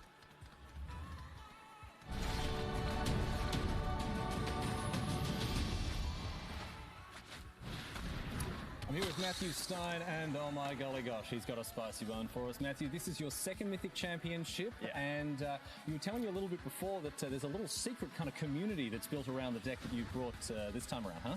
Yeah, exactly. So someone by the name of Sungjin An top-aided a GP with a similar version of this deck, which is Bring to Light Scapeshift. And so back then I used to play 4 Remand, 4 Cryptic Command. It's a little bit slower, but nowadays, like in Modern, it's really fast. Like counter spells aren't going to really keep you alive. So deck kind of went away for a while, didn't really hear about it. But recently though, with Modern Horizons and War of the Spark, new inclusions, this deck now got a lot of new pieces. He built a new version of the deck, gave it to Cyrus Corman-Gill, a streamer people know about. And then, I started picking it up, posted on Twitter, 5-0, played another league, 10-0, easy game, 15-0. Yeah. They saw that, got me involved in the group chat, and we've been discussing it since. Well, let's have a look at exactly what's going on with this list. People will be familiar with Scapeshift. We're calling this one Snow Shift, or you suggested Snake Shift as well, because we've got a couple of snaky boys up in here as well. Sakura Tribe Alda is, of course, a mainstay of Scapeshift, as is Search for Tomorrow, but Icefang Coatl, Matthew, tell us about this card. Yeah, so this card is basically making it so we shift the mana base to Snowlands, just because having basically a flash Baleful Strix is really powerful in Modern. Not only that, it also draws you a card, which this is a critical mass deck, so you really need to have not only interaction but also lands. And so being able to draw more lands and not dying in the early turns, really, really awesome addition. There are a lot of big dumb idiots in Modern, and there are also a lot of creatures that are also big and dumb. And this creature, this will clean them all up real easy. Yeah, and also something to note is that for Snake Shift, for Scapeshift, basically the earliest that you can kill if you have 7 lands is you can deal 18 damage, you get a Valakut and 6 mountains, it's 18, but you have to go to 8 lands if you want to deal 36, you get 2 Valakuts or more.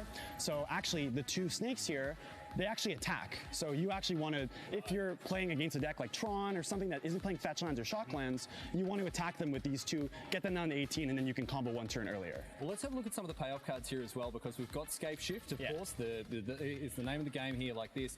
Bring to Light is a bit of an old card from Battle for Zendikar, but this is the marquee card of the deck. So talk to us a little bit about this before we get on to Teferi here. So Bring to Light, basically there's been Titan Shift decks in the past where they focus more on Primeval Titan and Scape Shift. They're just red-green. And so what Bring to Light lets you do is you play more colors, which gives you access to more answers, more kind of really good singletons that you can play. And then it also finds you your win con at any point in the game. So basically it lets us play 6 copies of a card that's going to win the game, because if you draw Bring to Light, you get Scape Shift and you're going to win. But also if you draw multiple copies, you can actually use them to bridge you to the late game, so you can play another one and then kill your opponent with it. We're going to see a bunch of the one-offs, of course, that Matthew's brought to bear this weekend. But I want to talk to you about Teferi, a critical piece. We've seen only last weekend the combination of Teferi and Scape Shift in Standard, and in Modern they're doing great work as well.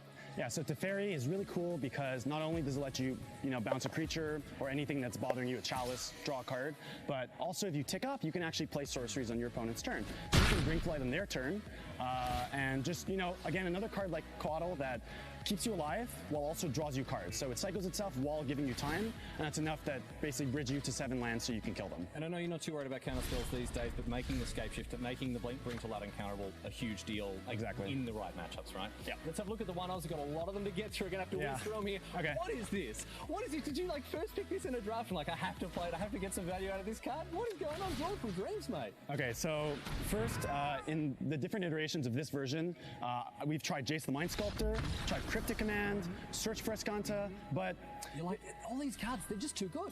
They're all too good. Now, if you could Bring to Light for Planeswalkers, Jace would be insane. Okay. But I basically wanted a card that, let's say I have 5 mana and not too much else going on, I wanted a card that I could Bring to Life for, and it kind of gas me back up. So what the Drawn from Dreams does is if you just want to Bring to Life for just a payoff or something that'll dig you deeper, this can find you a second Bring to Life plus something else. So it could be a land, if you want to go from 6 to 7 to Bring to Life, or even if you draw it, it's never a bad card to draw, because it can, again, find you Bring to Lights or just, whatever answer you need. I mean, look, I'm teasing you about it, but at the end of the day, it is dig through time, 4 mana, cast it at instant speed a lot of the time with Teferi as well, and so it seems like an actual pretty on-point inclusion. It's just, I did not expect to be interviewing someone about this card in the championship here. It is wild, man. And you can also play it on turn 3 if you have any ramp, so yeah, really sick card. A couple of other one-offs as well. Ojutai's Command, another blast from the past there, really good with the snakes. Yeah, really good with the snakes. Also good with Snapcaster, which, again, just another creature, keeps you alive, can flashback anything. And I want to talk about this card because this is a card that, haven't really seen a lot of play in Modern, but just being able to turn 3, Stone Rain your opponent, get a land. Love it. Really sick. Beautiful. Yeah. Love to see it. A couple more one-ups as well to have a look at here, so let's continue to rip through them. Next up, we've got some of the more interactive spells. I know that you've chosen to play some sweepers here, and again, with Bring to Light, you're playing basically 5 copies of each of these cards, right? Exactly. So Bring to Light on 5, you can get you either Verdict or Anger. I wanted to play both just because they have different, uses. Anger's really good against Phoenixes, and also against Hogak. If they just have a bunch of Vengevines, you can exile them. Whereas Verdict is just, you need a clean answer to anything. If they flip a thing in the ice, Eldrazi's, whatever, humans, Verdict is great. A couple of other interactive spells as well to get across as we rip through this Snowshift deck tech. We've got Path, we've got Bolt, and Remand as well. You can see them on the screen here.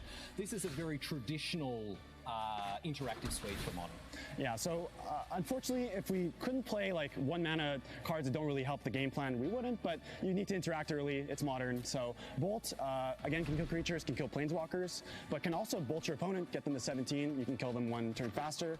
Path, again, you want to exile Hogak, but you can actually exile your own Coatls, and you can actually ramp with it. So this is actually a ramp spell too. So both of them have kind of hidden purposes, but while also interacting. And then Remand, again, just a card that it's not as good in today's Modern because of how fast everything is, but it's always good to have, and again, draws you a card, slows them down. Basically trying to time walk our opponent as much as we can. Sounds good. We can move on now to the lands and have a look at what's going on here.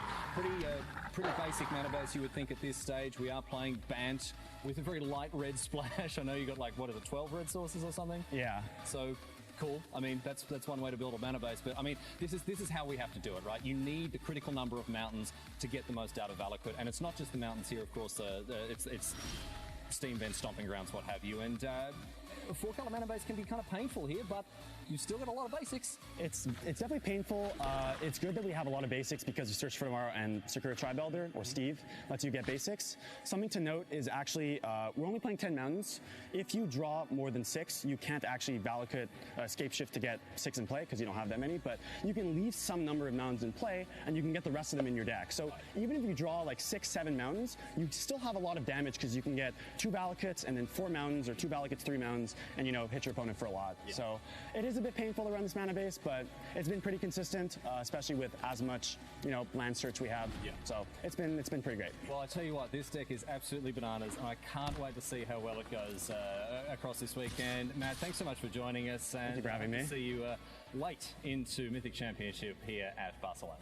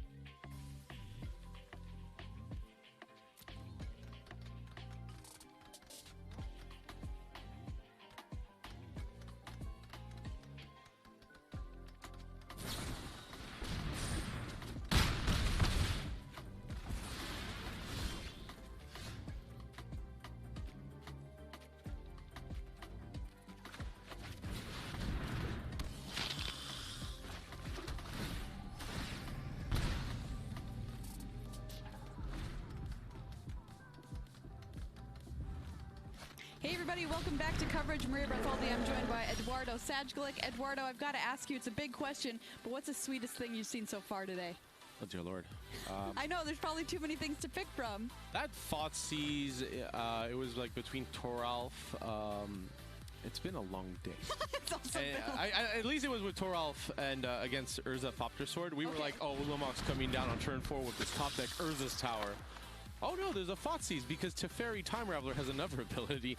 Yes. So the Thoughtseize on draw step gets rid of the Ulamog, the Ceaseless Hunger. So the game progresses, but unfortunately there was also 10 mana in play on turn 4. So yeah. You didn't progress that far. Well, cool stuff all around, of course, at this tournament. Modern Horizons draft in the morning, and then Modern Constructed for all the rest of our rounds has led to just some awesome games in the feature match area. But let's take a look at where we are on our leaderboard, because we are heading towards the final round of play here today in the tournament. And there you have it. Take a look on your screens. The players who are still undefeated in the room. Toralf Severin at 7-0. Arnaud Hulkmiller at 7-0. Guillaume Wafatapa at 7-0. And then, of course, we've got brackets around Bernardo Santos, who's got the draw in there at 6-0 and 1. So take a look there. There are leaders. What do you make of this, Eduardo? Well, to be fair, at 7-0, there are 2 control decks. That's right. Well, they both play Celestial Colonnade, slightly different flavors. One is straight up blue-white control. The other one, of course, 4 Esper Charm. What else would Wafatapa play? Yeah, Guillaume Wafatapa on Esper control. Arnaud Hulkmiller on white blue control. So control decks near the top. Are you surprised by that at all? I mean, a control deck that's well engineered against the field can have a big advantage, and when you know what's up, you can kind of show up with the right tools for the job. The worst part of a control deck is, the field's wide open, kind of anything can happen. Then that's the nightmare scenario for control Like, decks. you want to know what you're up against, right? Yeah, right. If the more the metagame is defined, the better control decks tend to perform because you can respond to what's going on in front of Well, let's make our way down the list a little bit further, taking a look at some of those 6-1s. As we can see, they continue on to the next page there. And right at the top, that's right, in 25th place, John Finkel sitting at 6-1. I mean, that's just... Just never count him out, you know what I mean? I started playing Magic and John Finkel was probably at least top 2 play, like, because that was when just after the Kai Bud Bude phase. Yeah. Then, you know, I started playing competitively at Mythic Pro Tours at the time, Mythic Championships. Won a Pro Tour Kuala Lumpur. Excellent. And then kept on going and top 80 all the time, and it just never stops. You know, every time I'm like, oh, wait, I should have picked John Finkel for my fantasy draft. What am I doing? How bad can it go?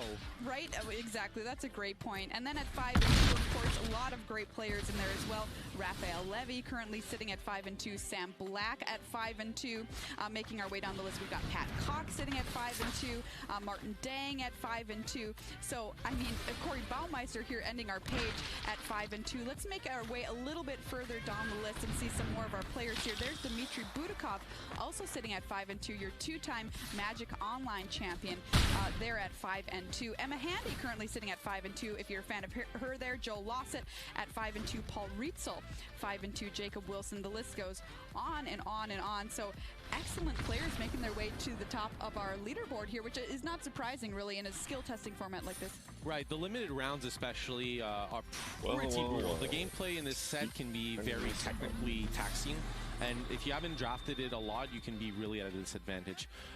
We're going to see the leaderboard shift a lot tomorrow, especially with the limited rounds. I think we're going to see the people we would traditionally see as the top players, and then the newcomers will maybe sneak a little bit in there in the modern rounds. But I saw some sweet Magic on the floor for sure, and tomorrow, like, one of the challenges, especially for the Hogak players, is going to be how to navigate those mirrors. I got the chance to see Ben Weiss versus Emma Handy, and that was a really difficult game to watch. It was very technical, like a lot of trading and very, very grindy Magic. All right, well, our players are ready down in the feature match area, so let's head there at Mythic Championship 4.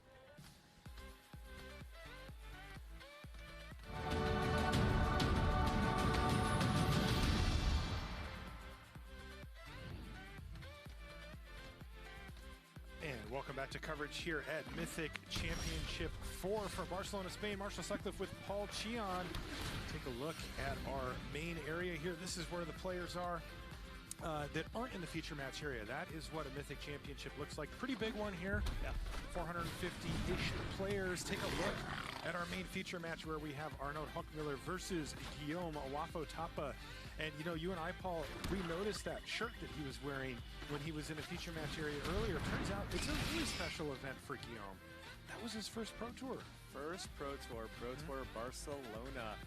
Running back that shirt. Still looks like it's in pretty good shape after all these years. It really does. Maybe he only busted out for special occasions like Mythic Championship Barcelona or something.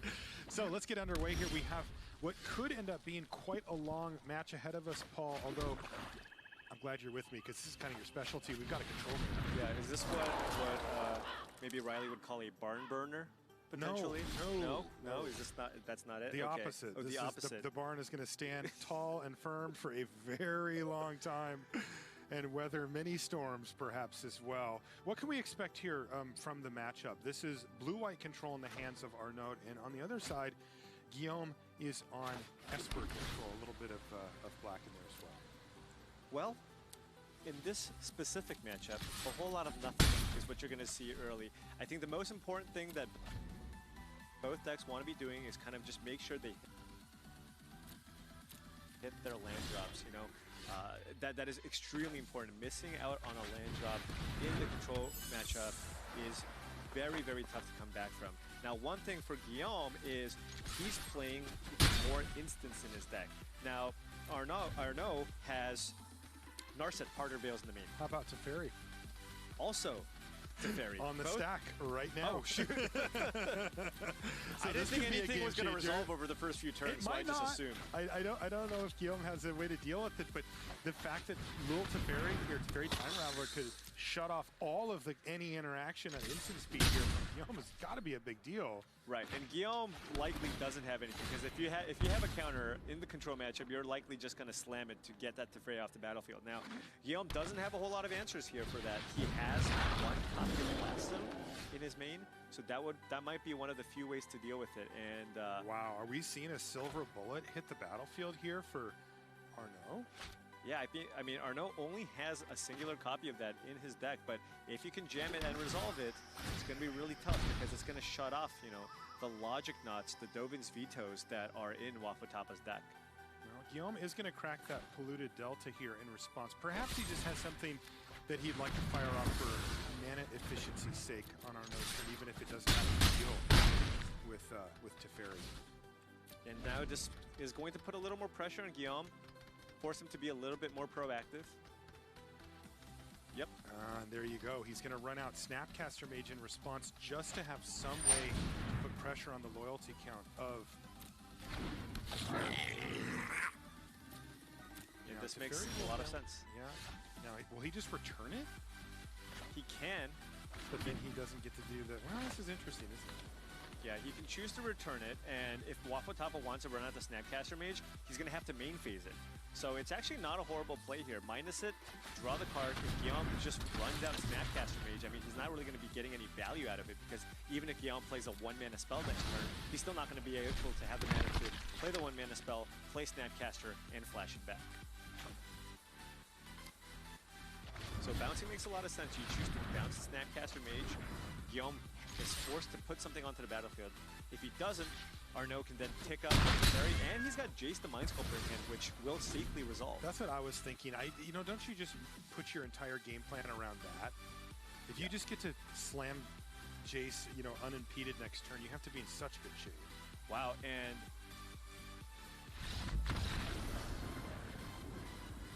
this is one of those matchups where, you know, I thought it was going to be one of those grindy matchups. We've seen control matchups in Modern where the game ones, because neither player really has access to enough ways to win the game, takes a long, long time. We've seen 30 or 40-minute game ones in this matchup. But, I mean, being more proactive here, having those Planeswalkers, those powerful 3-mana Planeswalkers from War of the Spark can really swing this because, you know, Arnaud can really kind of snowball the game with this Teferi, playing turn 3 Teferi, followed by turn 4 Jace, and not a whole lot Guillaume can do.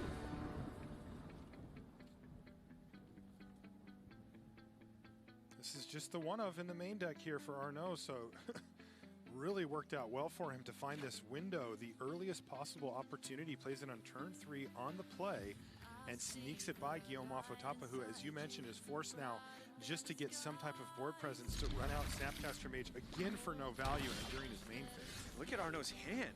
He's got Jace, Teferi, and Force of Negation. Just kind of has all the answers here. And one of the most important things, too, in this matchup is, you know, both players are playing a bunch of removal spells for the aggressive matchups. You have cards like Path to Exile and Supreme Verdict, and it's important, really, to just draw as little of those cards as possible before you can board them out in games 2 and 3. Land off the top of the library there for Arnaud, but it is a tap land. He thankfully has an untapped land. And again, just running out Jace the Mind Sculptor seems pretty strong. He's probably here. just going to bounce the Snapcaster Mage here. Just send it packing once again. That's exactly what he does. Super awkward for Guillaume Wafotapa. Just can't even keep a Snapcaster Mage on the battlefield. Right. And next turn it's going to be Fireworks for Arnaud as well. Yeah, Guillaume's and like, fact, this is the game's Look over. at this, wow. Unbelievable.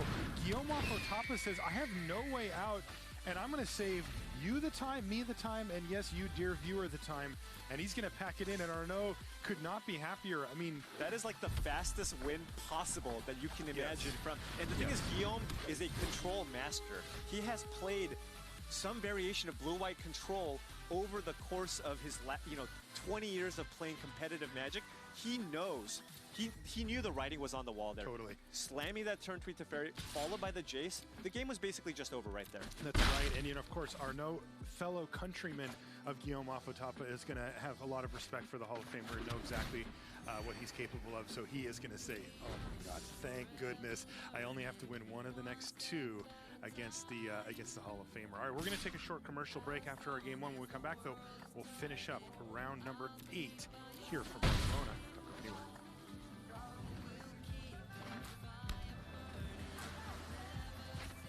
Hey everybody, I've got Paulo here who has 13 top finishes under his belt and is going to crack this pack of Modern Horizons for us. Paulo, you like this format? I do, yeah. I think it's fun. The drafting is interesting and the game plan is really cool. All right, so we're going to lay out these cards here so everybody can play along at home, kind of figure out what your first pick from this pack will be, and just tell us a little bit about why. All right, so what are you seeing as you're laying some of these cards out? All right, so Ancient Traders is a very good card. I think it's the best white common. White decks are usually aggressive and a bunch of creatures are really good. Not a card I'm looking to first play, but I would be happy. All right, let's get a few more out on the table here. We've got a Goblin War Party, a Rime Tender, Stirring Address, not really interested in that, Spring Bloom Druid, pretty critical for a few strategies. Yeah, I like the Druid because it enables a bunch of different things. You can, it finds no mana, it finds splashes, it puts a land in the graveyard for the green-red card, so I think this is a pretty good first pick. You can go in many different directions. All right, well, let's see what else we've got. We've got a Lava Dart, Windcaller Aven, Mind Rake, no, Diabolic Edict, no, Choking Tethers, no, and now we're starting to get into some of our uncommons here. All right, what's it going to be? Force of Virtue. Okay, Paulo, what do you like here? Well, Force of Virtue is a very good card. I think this is a battle between card and color, because I think white is... I don't like the white strategies. I like the green strategies a lot more. But I think Force of Virtue is enough of a better card that I'm willing to just stake it and play what I perceive to be a worse archetype just to get to play with such a strong card. For you, if you had your choice, what would be the color pair that you would most like to be in Modern Horizons draft? I think the best decks are the very good blue-black decks, the ninja decks, but they don't come together very often, and they are kind of narrow because the blue cards aren't as good. So yeah, if I'm choosing my deck, it's gonna end up being a blue-black deck, but I really like black-red because I think both colors are very good, and green is good too. So I don't truly care as long as it's not white. All right, well, we're taking a white card here though, right? We are, because I think it's enough better than Spring Bloom Druid that it's a combat trick and also pumps your team, and white is go wide in this format, so it really fits what the deck's trying to do. All right, here we go. Force of Virtue, pack one, pick one.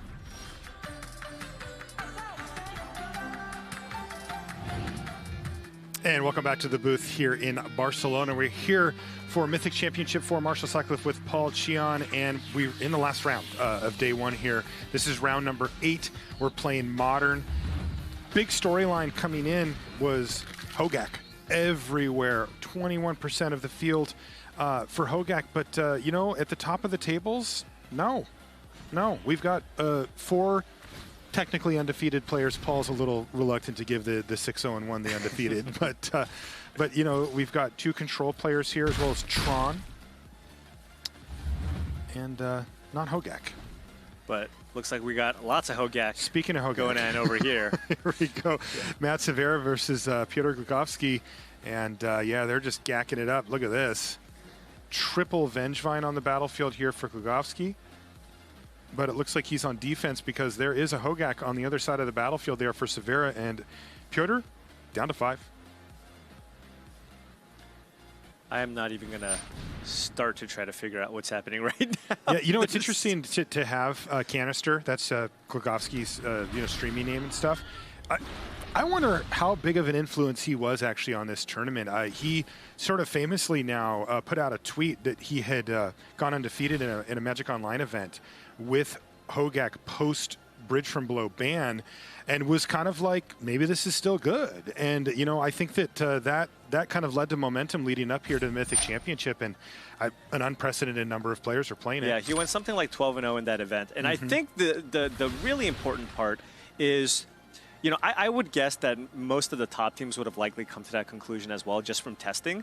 But I think it also just kind of opened the eyes for maybe the players that are playing their event for the first time. They're like, oh, whoa, okay, so this deck is still legitimate, and I'm going to test it, play it, and realize, oh, wow, this deck is still one of the strongest decks in the format. I will not be arguing with you on that one, by the way, Paul, given the current state of the board from both of our players. They have 3 lands each. I don't know exactly what turn it is, but it's turn 3, turn 4, something like that. And they're each, have over 20 power on the battlefield. So Yeah. there you go. Very curious to see how this is going to end up. I mean, Matt Severa does have a nice blocker for the Vengevine with that Hogak in play. Has his own copies of Vengevine. And, Eduardo Saez-Gillig did allude to how this mirror matchup plays out. It's both players aren't really good at stopping each other from doing their thing. So, eventually what you're going to see is both sides with a multitude of Vengevines and Hogaks in play, just trading, and then you also just see those creatures coming back time and time again. So, I think Severa's list is nice in the sense that it does have more ways to kind of turbo mill. You do have the Hedron Crab along with the Altar of Dementia, which I think are cards that were specifically included to have, more of an impact in the mirror. You can see he has one each of those on the battlefield right now as well. Glogowski's going to go ahead and send in with the creatures that can't block anyway. And by doing so, Matt Severa will block the smaller creatures here, the 2/1s with the Vengevine and the Hogak. Just curious to see what he chooses to do with the last creature. And it looks like he's just going to put the Crab in front of the Bloodghast. Really protecting his life total here. So those guys die.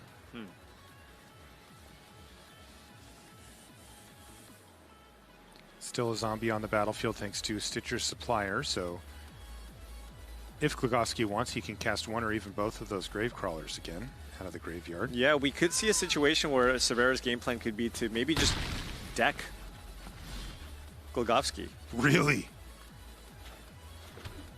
Sacrifice Hogak. Yeah. Cast Hogak. Yeah. I mean, with a big enough graveyard, you can pull that off. Yeah, you want to do it in one shot. Right. But, the damage is done. There's already 3 Vengevines. It's not like it's horrendous at this point. Cancel that order. 4 Vengevines on the battlefield now All for of the Glogowski. Vengevines. Yeah.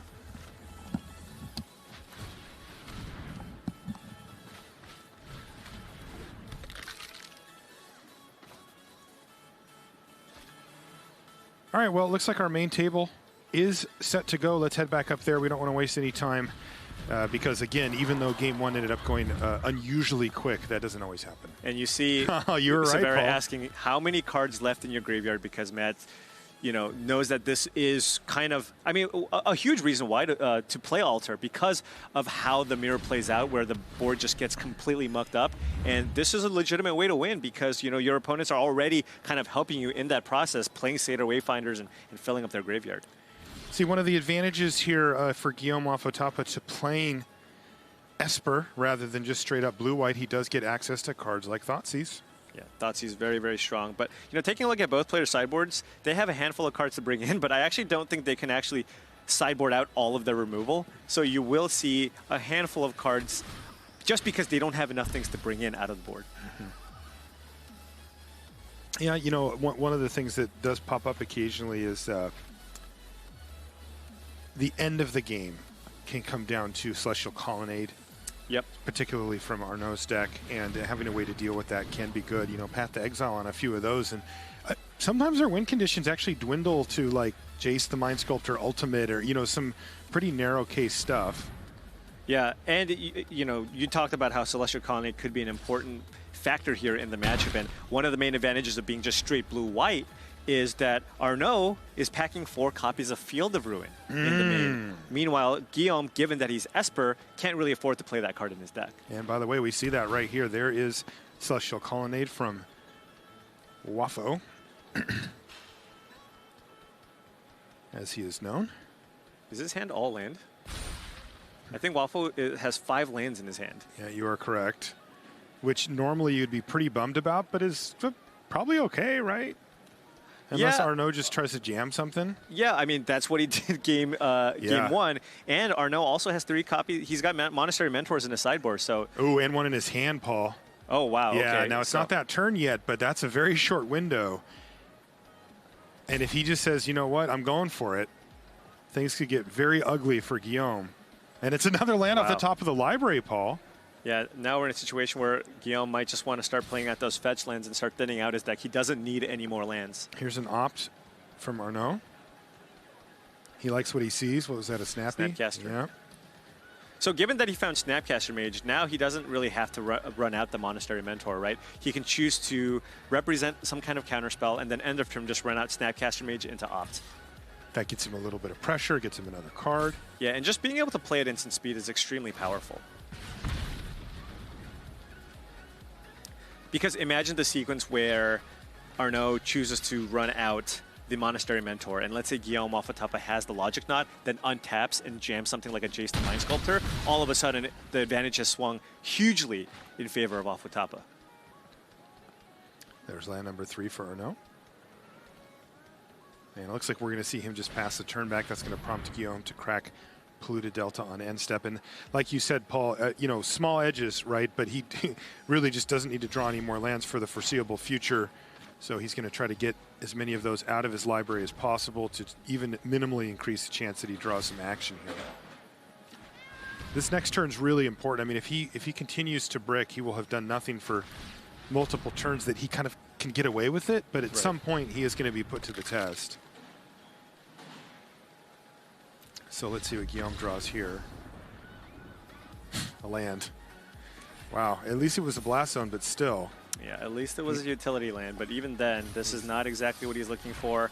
And Arnaud's going to continue to pull ahead here. Now he's got Snapcaster Mage. He's going to be up a card because he will use a Snapcaster Mage to flash back one of those Ops in his graveyard.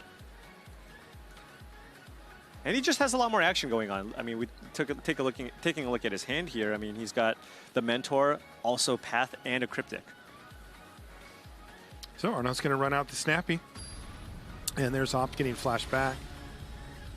He's taking a look at his hand right now and figuring out whether he wants to keep that card with Opt or go one deeper. Yeah, looks like he's thinking about keeping it. Yeah, curious what this card is. I wonder if it's a land. I wonder if it's just a land. He does have an untapped land and a tapped land plus Cryptic in his hand. He's kind of got his bases covered at this point. Oh yeah, so he does have 2 lands in hand, so yeah. It's probably not a land. Yeah. Likely would bottom a land. Oh, it was Narset. Wow. Okay. Well, this could be a big turn no matter what. Wow, there's Teferi as well. So Arnaud with options. That was big Teferi, though, so 5 mana. But he is going to play something here, right? I don't think so. I think he's... I mean, if he has an untapped land... Oh, he just wants to sit on Cryptic? He might just want to sit on Cryptic. Oh, no, he looks like he's going guy. for it. And actually, Guillaume doesn't have Cryptic Command mana up right now. So that is one reason to just run out the Narset here. But Arnaud's peeling the goods.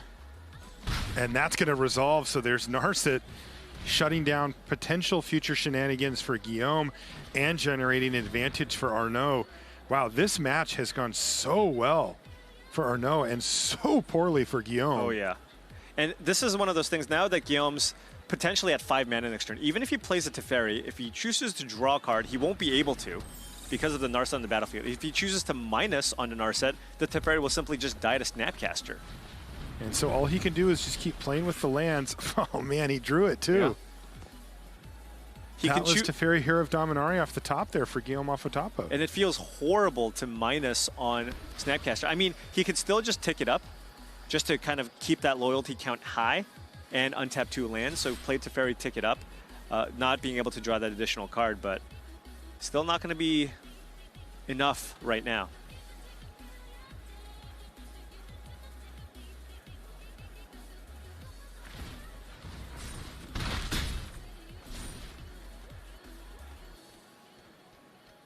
And it's got to be crazy to be in Arnaud's seat and being playing against, you know, one of the legends of French Magic. But he looks extremely comfortable playing. He really does, yeah. I'm impressed. He's also just run the I'm going to jam my thing, and if it works, then you're dead strategy, and it's so far worked out. And against the guy who drew 9 lands. Yeah. Turns out that's a decent strategy. Pretty good.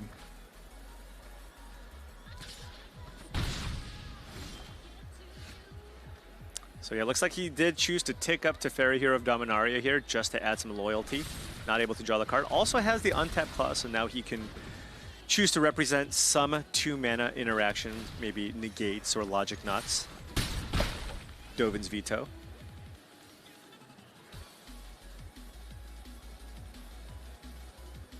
Arnaud's hand is just completely stacked here. Wow, he just found another Cryptic Command, Paul. That's in addition to the one he already had in his hand. I mean, just imagine how jealous Guillaume is. Oh, no He was kidding. Mr. Cryptic Command. He was.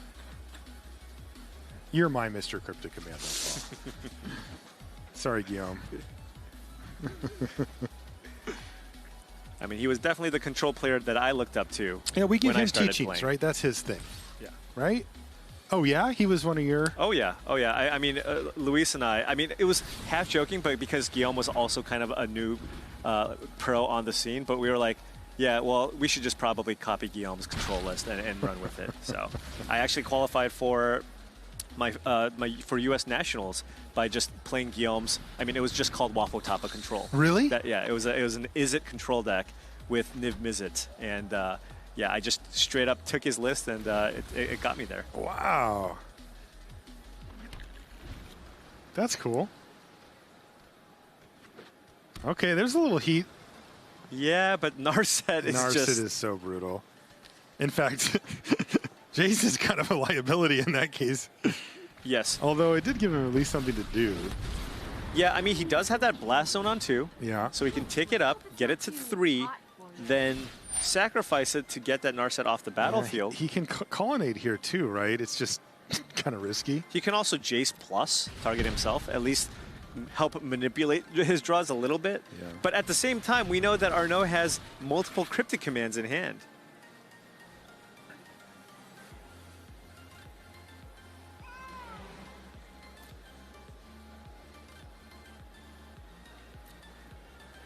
So he's sacrificing Blast Zone here? Yeah, it looks like he floated the mana with the untap clause, with the untap trigger on the stack for Teferi to represent Cryptic Command, even though he doesn't have it, and is now choosing to sacrifice Blast Zone to protect Teferi's loyalty here. From Snappy? Right. Okay.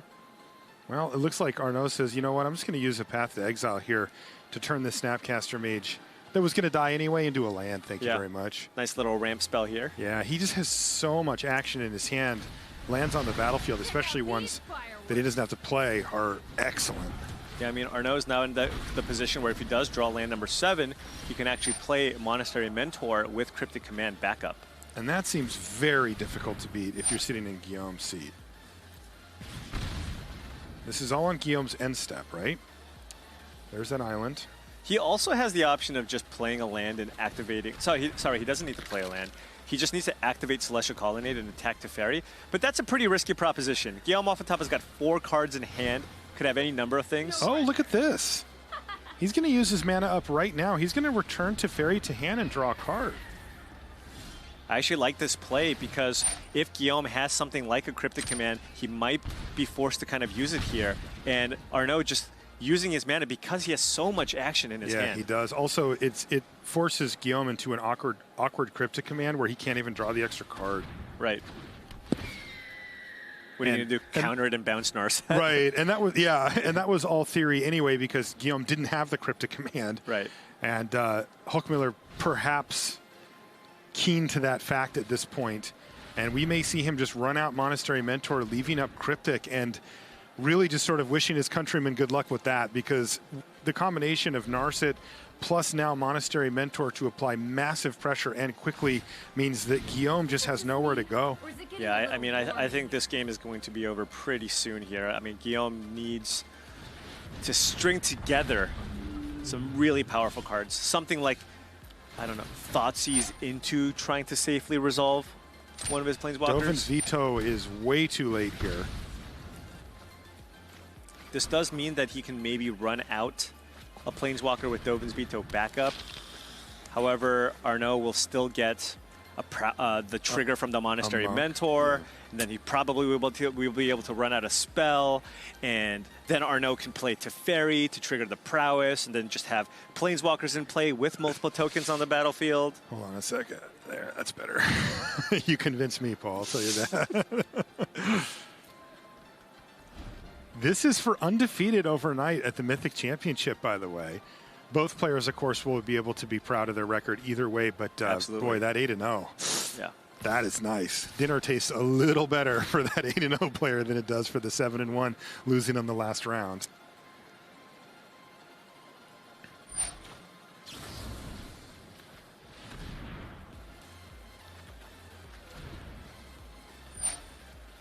After all that thinking, it was land go for Wafo. Boy. You know, the crazy part is that Huckmiller can run this back again, too. He has another Monastery Mentor. Now, is there any way that Guillaume would have Supreme Verdict or something post-board? Yeah, definitely. If he expects, because many of the Azorius control decks play Monastery Mentors in their sideboard, usually 3, and you definitely expect that to be boarded in this matchup. So, you know, given that you already have so many dead cards already, I can totally see Guillaume choosing to keep some copies of Supreme Verdict in his deck. He's got 2, and I wouldn't be shocked if he chose to keep some of them in. I mean, he's got 3 copies of Kaya's Guile, which is a really nice tech card against specifically the Hogak decks. Doesn't do a whole lot here in this matchup. So imagine he boards those out instead of the Supreme Verdict.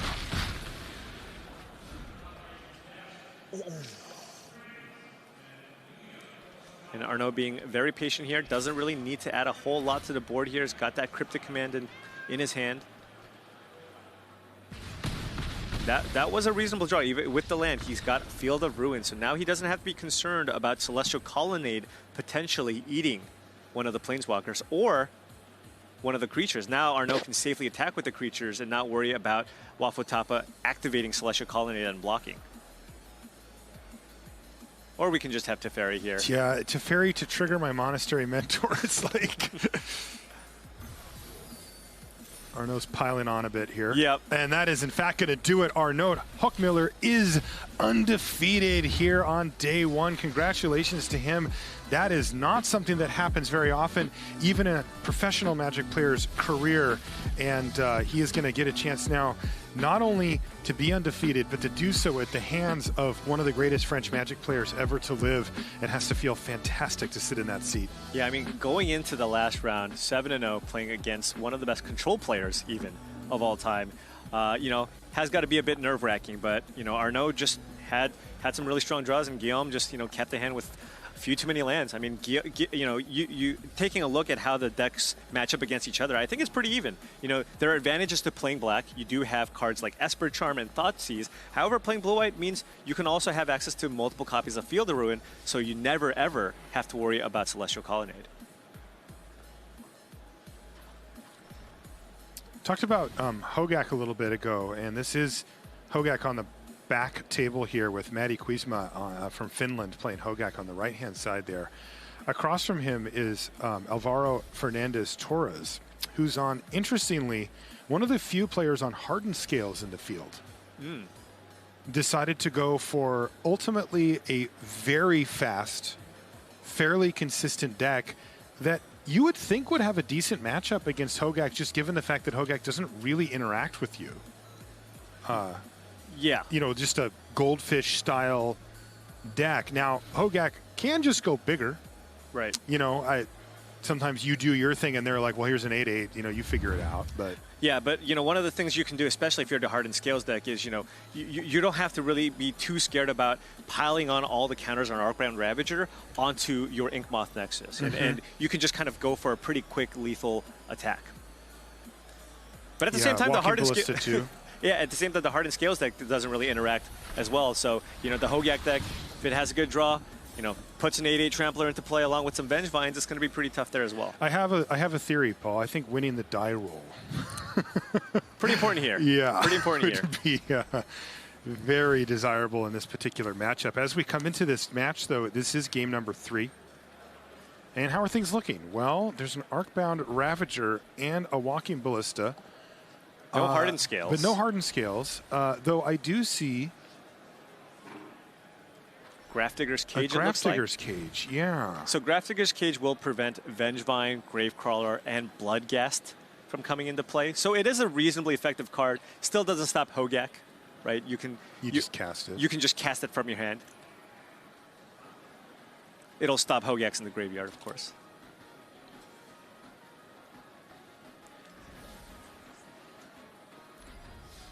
Yeah, that's something too, huh? Yeah. That matters. Yeah, and it definitely makes sense to have this as the Graveyard Hate card of choice coming from the the Hardened Scales deck because, you know, it is an artifact. So at some point, if you do really need to get in for the final few points of damage, you can still just choose to sacrifice the Grafdigger's Cage. Alright. Over here, just living the dream. Playing a version of LSV's Advanced Scapeshift deck that he won the GP with last weekend.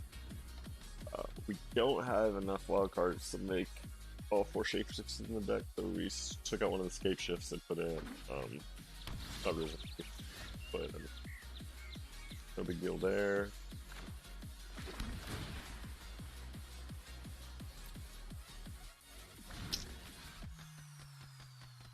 So, stuck in Hollow Fountain. Play Gross Blade. Play Gross Prowl on their turn. And go.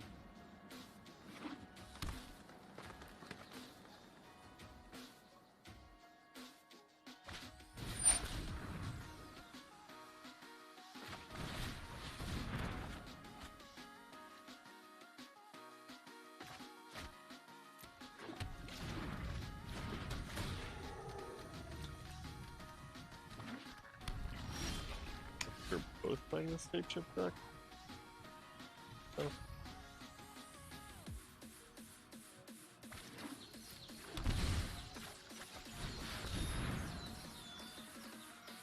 Two basic and/or land card.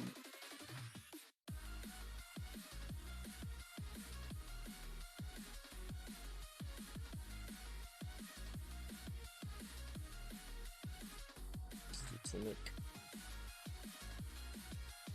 Glorious.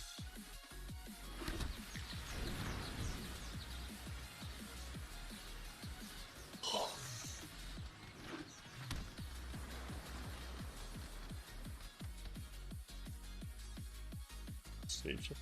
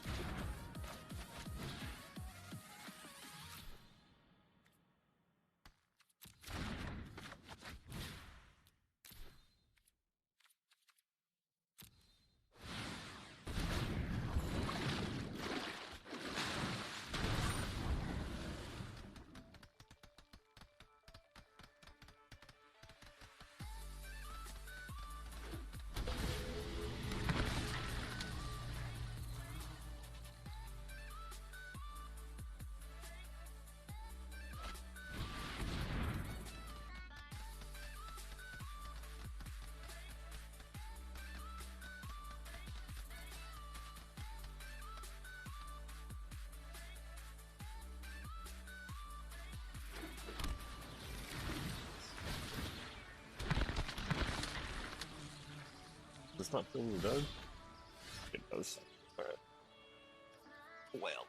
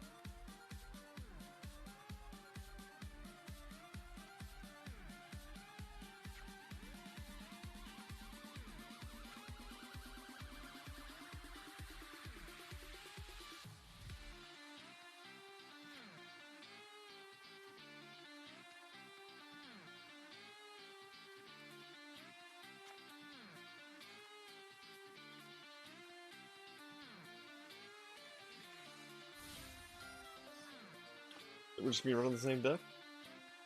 Probably should read the sideboard plan. Just have it pulled up so I can read it.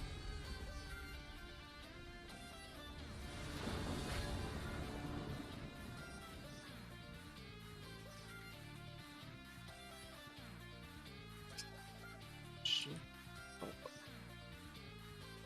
I mean, I'd love to keep a 1-9 hand, but obviously that's not gonna happen.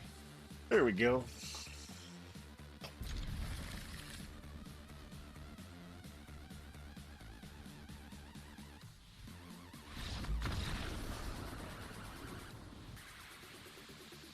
Okay, we ran.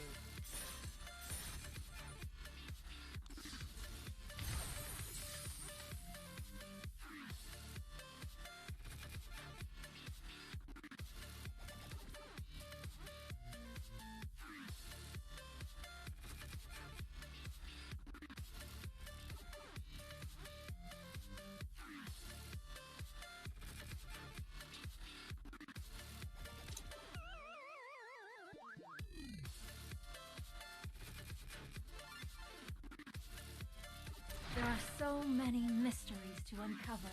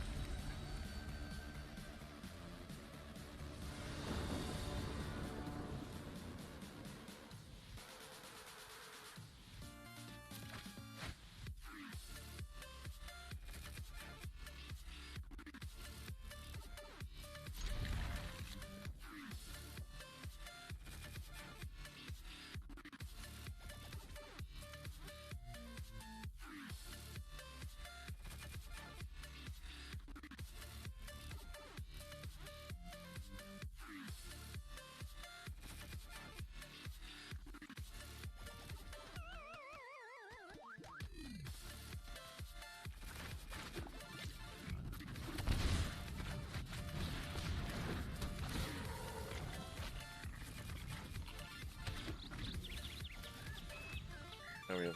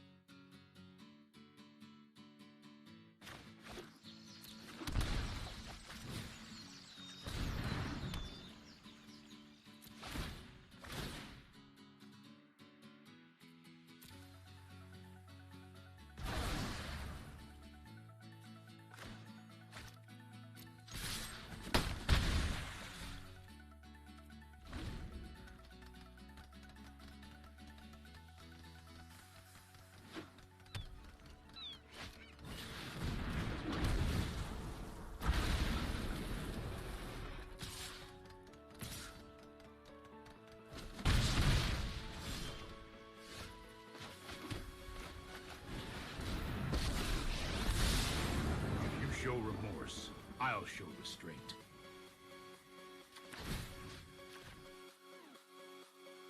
Don't worry, I got this.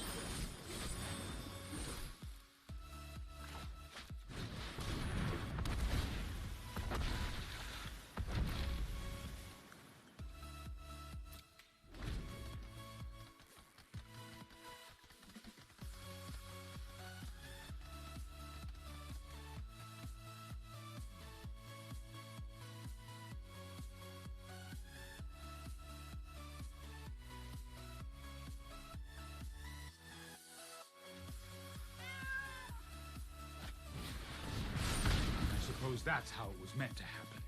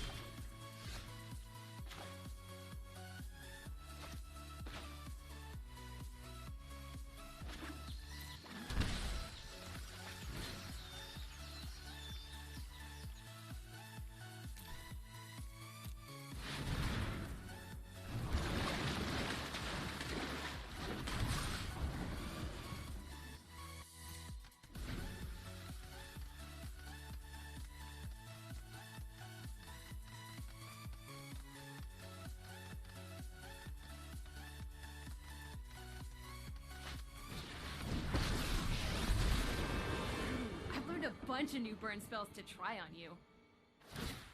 Oh, they're so cute!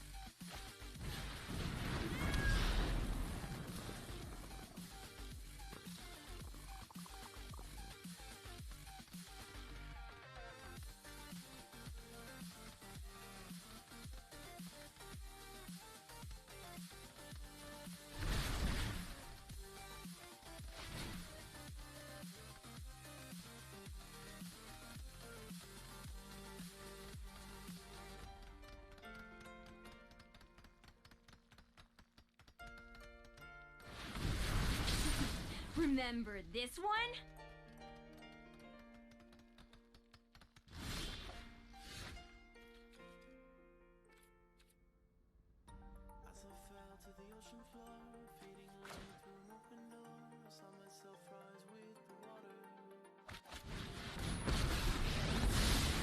Let's slow this down.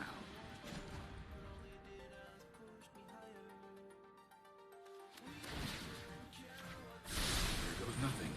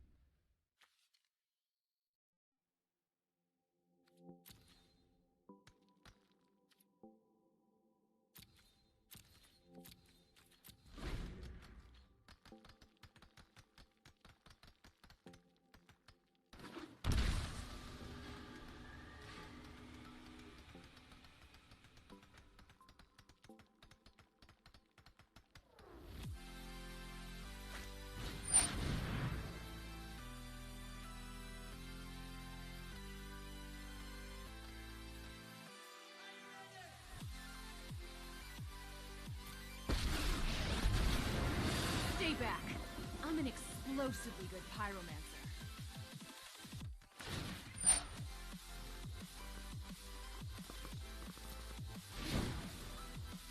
Oh, looks like someone's getting a little sweaty.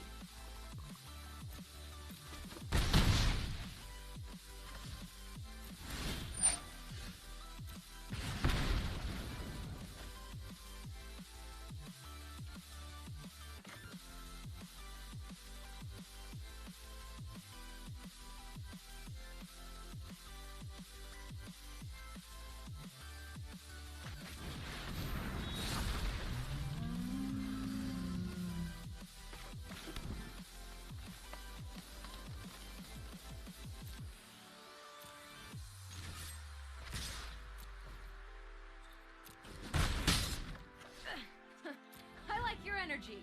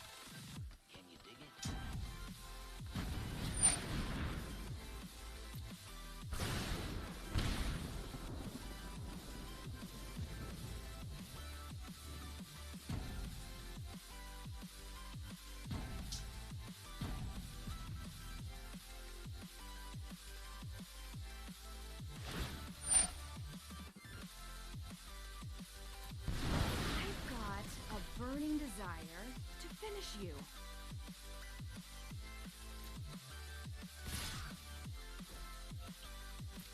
All right.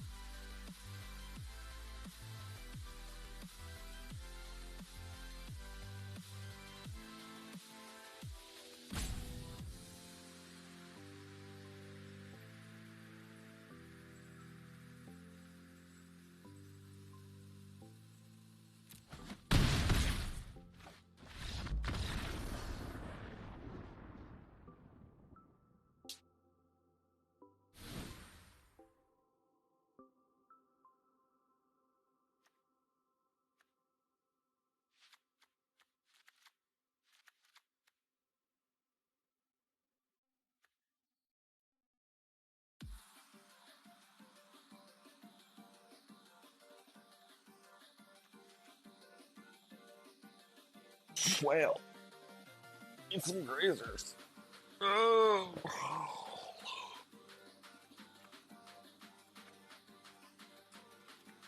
Alright.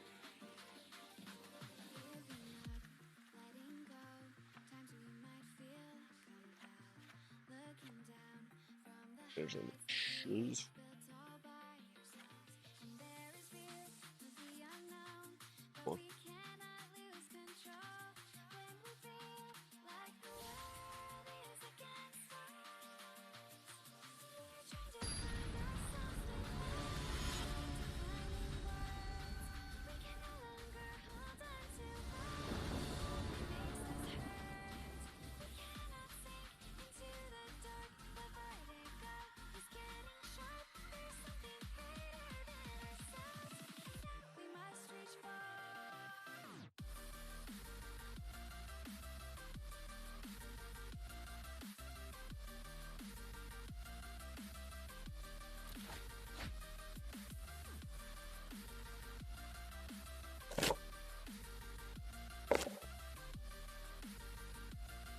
Cool.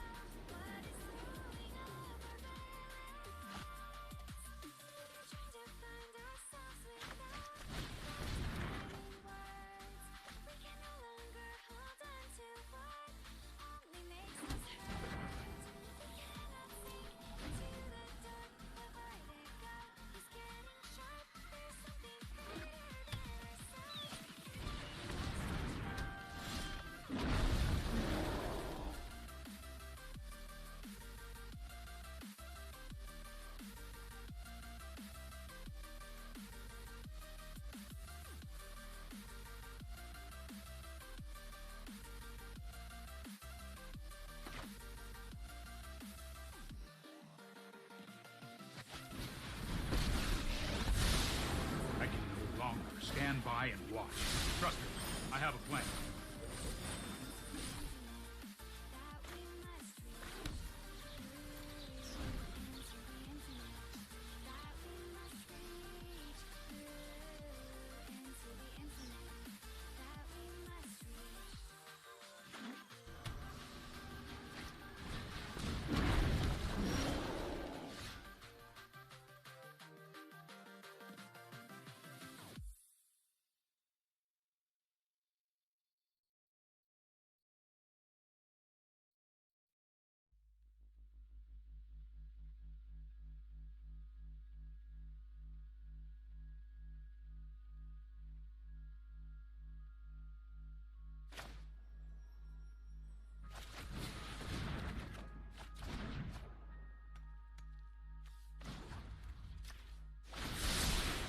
This might be a bad idea.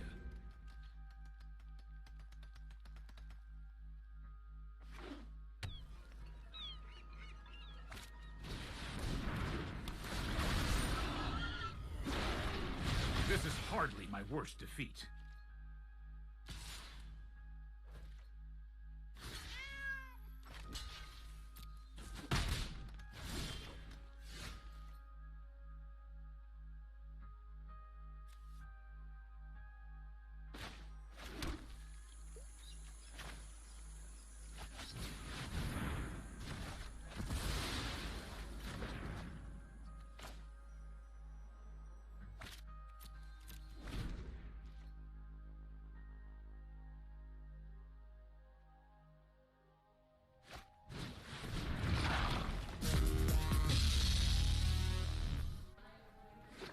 What is up, everybody? Yeah, we won the GP. Woo! This is unexpected, I would say that.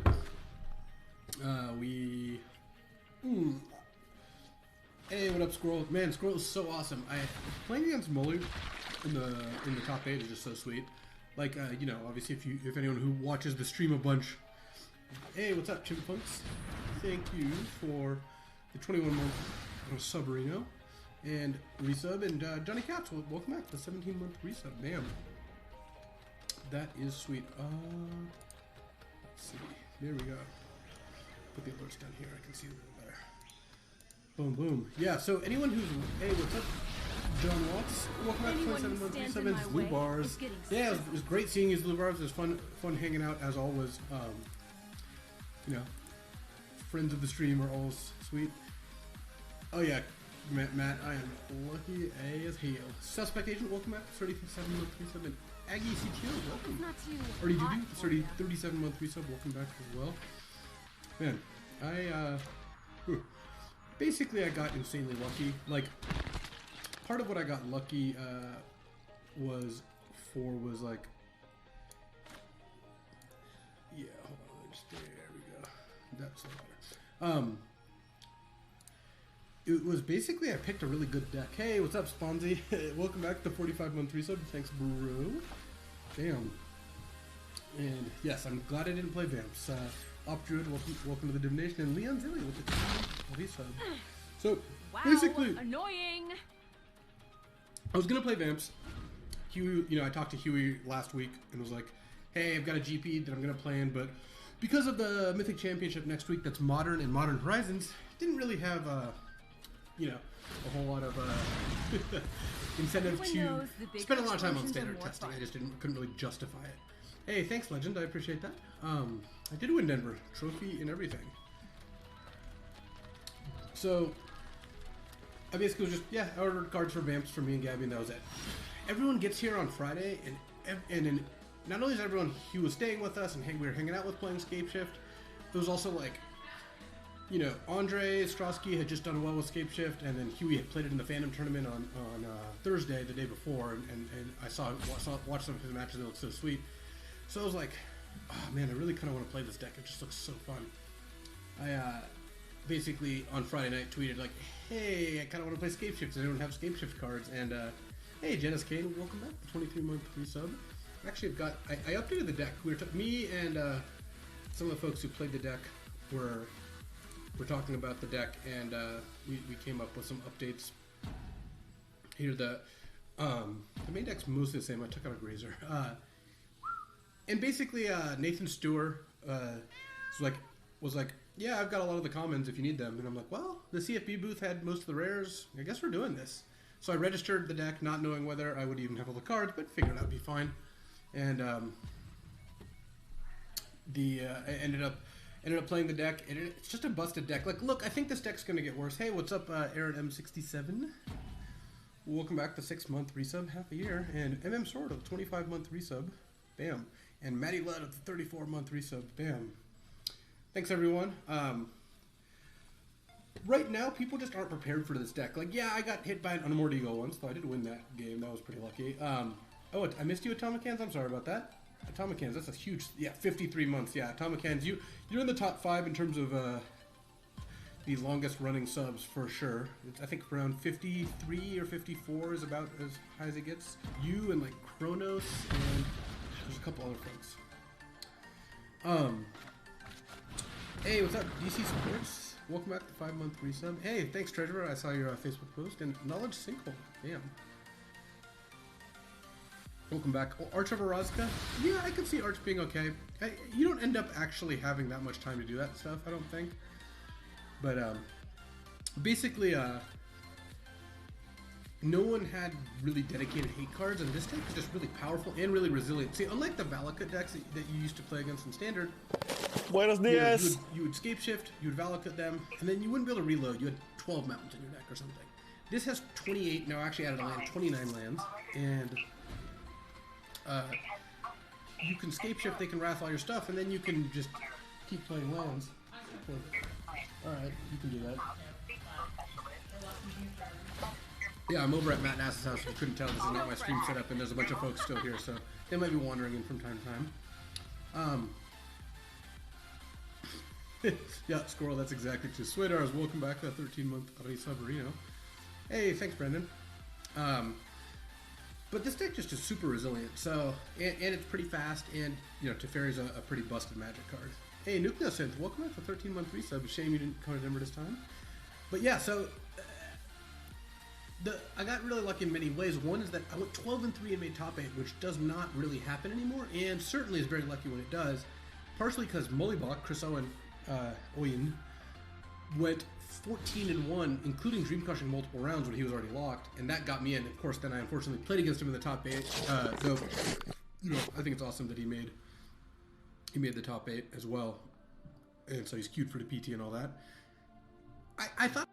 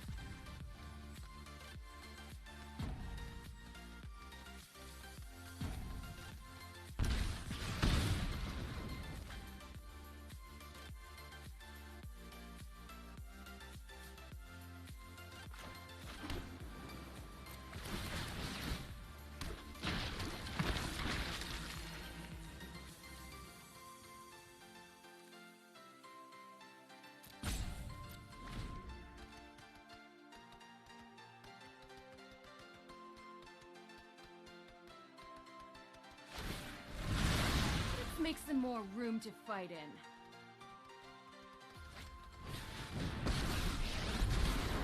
Anyone need a match? No? Too bad.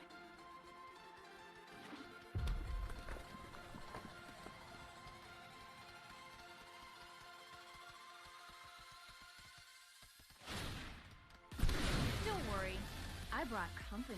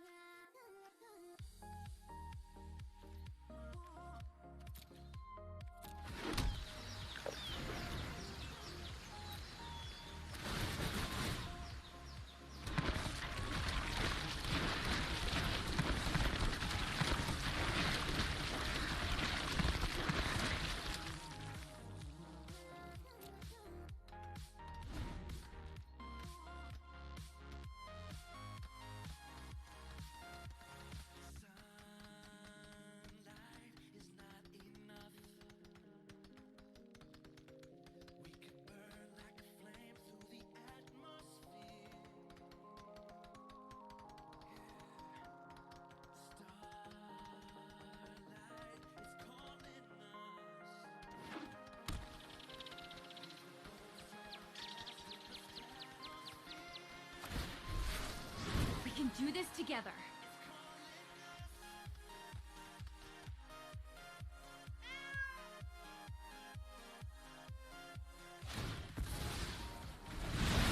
Get out of my way.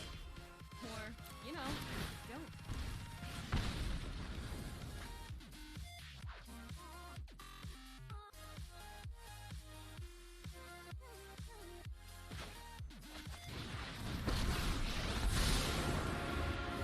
Right on schedule.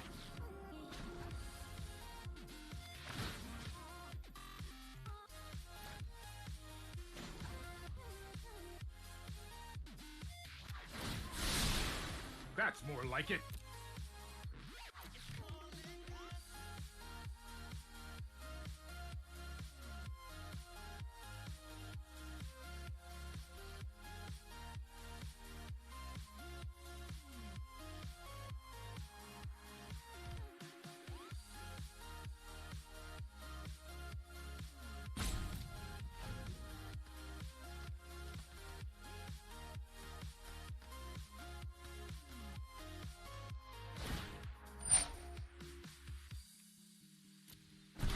Go get 'em, buddies!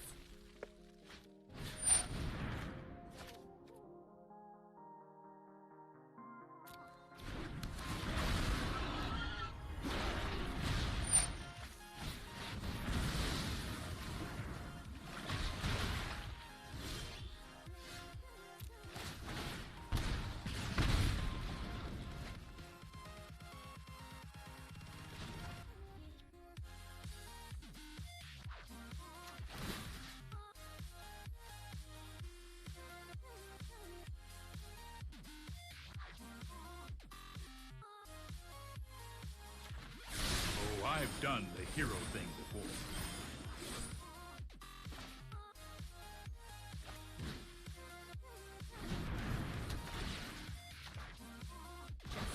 Ian's walk it off, Chandra.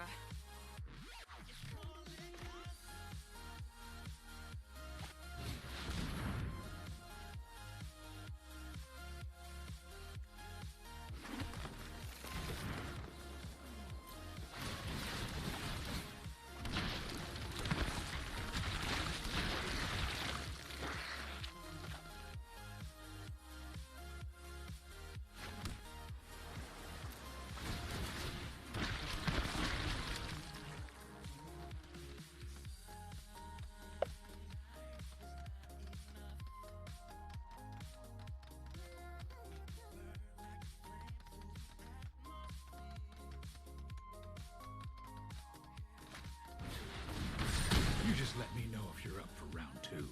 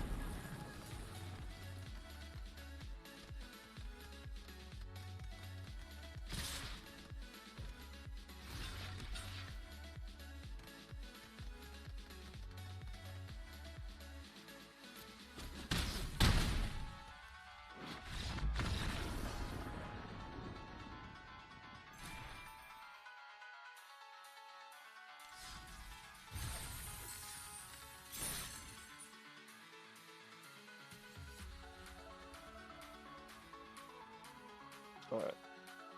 So. Only modified the thing. Escape shift death. Let's see who's running it.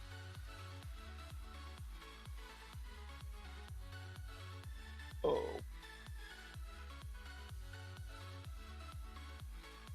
Oh.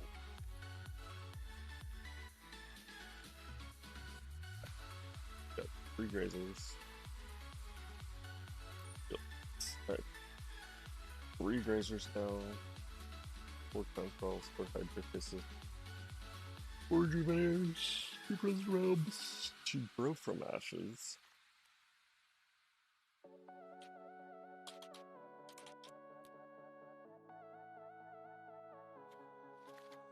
Which is search your library for a basic land card, put it into the battlefield and shuffle your library. Doubles kick, then search your library for 2 basic land cards on the battlefield and shuffle. Alright. 4 Elven Shredders. Build. 2 Grow from Ashes. 4 Time Fairies. 4 Security Street. 4 Scape Shifts now. Or actually, he always had 4. I was just learning. He's got plane, 1 plane, 2 island, 4 Buzzwords, Guild Gate, 1 Hollow Fountain, 2 Hollow Fountain, Break Code, Temple of Malady.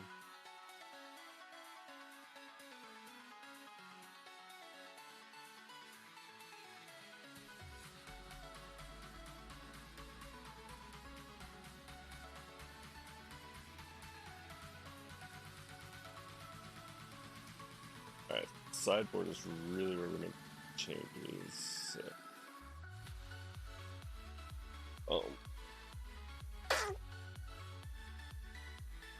Summer. There's 3 Villas somewhere, 3 Spyglass, and no Johnny's one. Doesn't make much sense. Summer. Guys, look at what to save me last game. Phil, forget. Dust.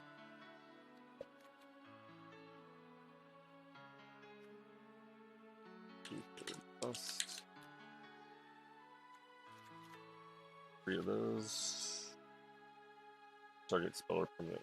That's red. On top.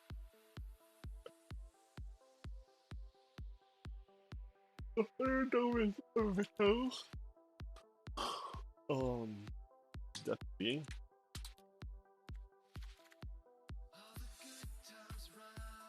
Night.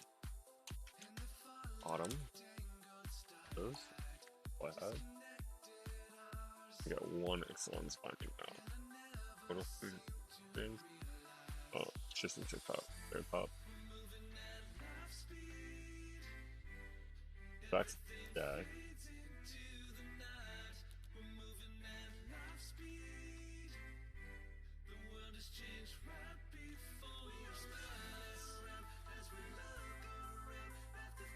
So I'm missing escape shift. What I have is he doesn't know Honeywood. Honeywood, I mean, I don't have a Risen for sure. Now, I'll get another card.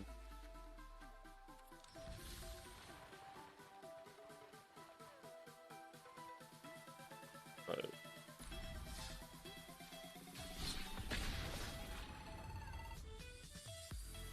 Do. What I did is I took out the Johnny's Welcome and Ripjaw Raptors because those are just unplayable trash. I put an Ether Gust, which I think that solves a lot of the deck's problems, especially against aggro. It's decent, plus 2 Knight of Autumns. That Alan's son, who I played in the top 4, had. They look pretty good. 3rd Deputy Detention, this card's very good. I kind of want 1 more kill condition, but I don't really know what it is in case of Unmoored Ego, but I think, you know, I don't need to do that right now, so. Let's do traditional ranked with AAA Scape Shift. I also took out a Memorial of Genius, which I don't think is good, and Arboreal Grazer for a Temple of Milady, and a 3rd Breeding Pool, just have more green lands. That is a card I really, something the deck I think they'd want. Bum, bum, bum. Hey, thanks, Mexred, I appreciate it. Crucible was not actually good, no.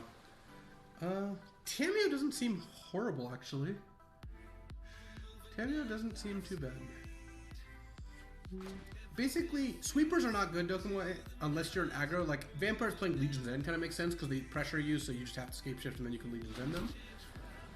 But I think something like Unmoored Ego is decent. Maybe Blood Sun could help. Yeah, basically, like Sponzy said, 3 Fairy is just like such a big deal because, like, yeah, they can have as many flame sweeps and Kai's Wraths as they want, and then you just go end of turn Scape Shift and it doesn't matter. They can't actually play. Scape Shift just looked fun, and it looked pretty decent. I didn't know how good it was, of course, when I picked it up. No, this is a good hand. Very good hand, actually. Oh, the Field of Ruin is really good. I won a bunch of games off Field of Ruin. Hey, Ice Cold Bath, welcome to the donation. Boom. Basically, against Nexus, I was able to Field of Ruin a Blast Zone that would have killed my Teferi, and that was really good. And then against a different Nexus opponent, I was able to Field of Ruin a Search for Escanta.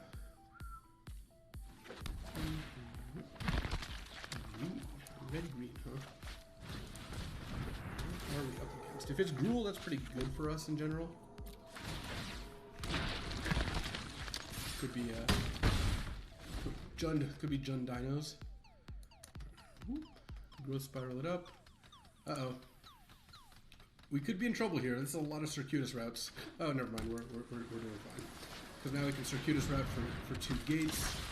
And kind of get there. So here what we're going to want to do is, if we can draw a land, go to Teferi, bounce whatever their play is this turn, play another circuitous route. We would love to draw Field of the Dead here. You can actually win... you can win a lot of games with Field of the Dead just by grinding them out. Oh, see, that's a Field of the Dead. That's the card I was looking for. So now I can play Field of the Dead, make a Zombarino, circuitous route, make 2 more Zombarinos. This is very similar to how my games are going to be in the tournament. You kind of choose the cards you want to draw, and then you draw them, and then it's very good. Of course, drawing a Scape Shift would be really good here, because I have way more than enough lands to just be lethal here. Yeah.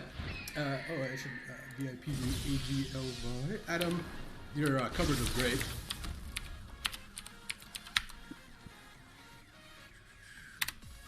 Bam. Don't Stop Santa, welcome back. 45-month resub Reno.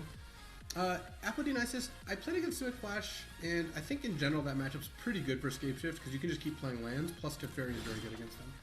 Caparino, welcome back with the 11-month resub. Yeah, I've got we got a Ravager Worm in Rick's Mighty Rubble. What are we doing here? Yeah, I guess no one else was using it one time, so... Alright, I still have 2 basics left to get. I could just circuitous route once. The second one's dead already, so let's put Teferi. And I think I'm just gonna plus my opponent's. I know my opponent's gonna make a zombie, and then I know my opponent's gonna grab it. I feel like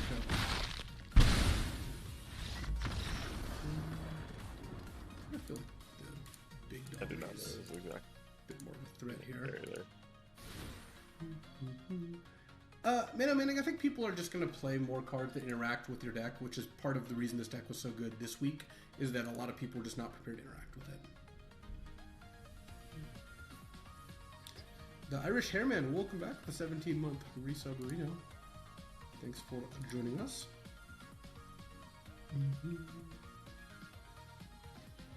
I actually tweeted out the tweet announcing this stream has the updates because I changed a couple lands and I changed the sideboard a little bit. I would not cut Growth Spiral. I would not recommend that. Chitzo, welcome back to 20-month resub, and Seven Sins Dota, welcome back 8-month resub. Yeah, we're gonna do some streaming here. Again, I'm at Matt Nass's place. There's actually kind of a party going on downstairs, but I kind of wanted to do a victory stream. I don't know. It seemed fun. Bond of Revival. Whoa, Ilharg the Razebore. We're actually kind of getting got here. Alright, so they're going to be able to attack with this and put something like... What are they putting into play? How did they even get these cards in their graveyard? Alright. What you got here? Is it the Ravager Worm?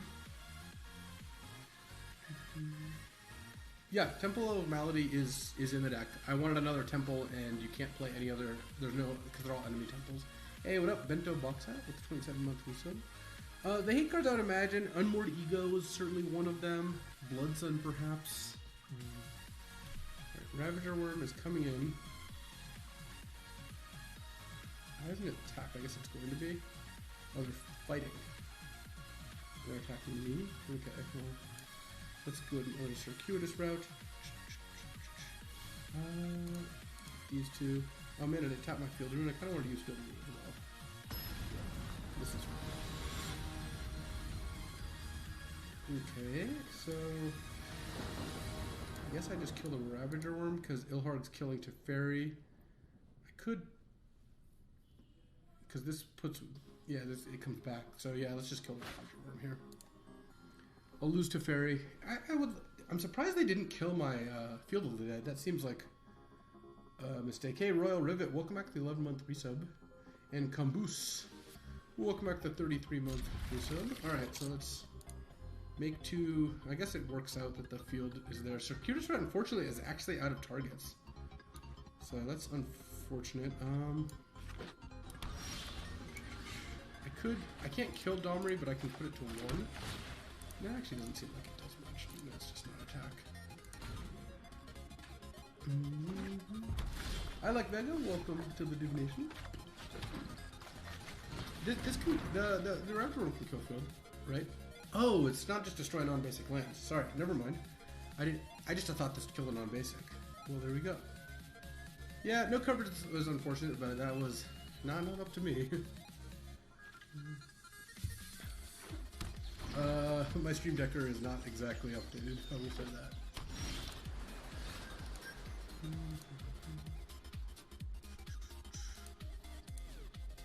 Okay.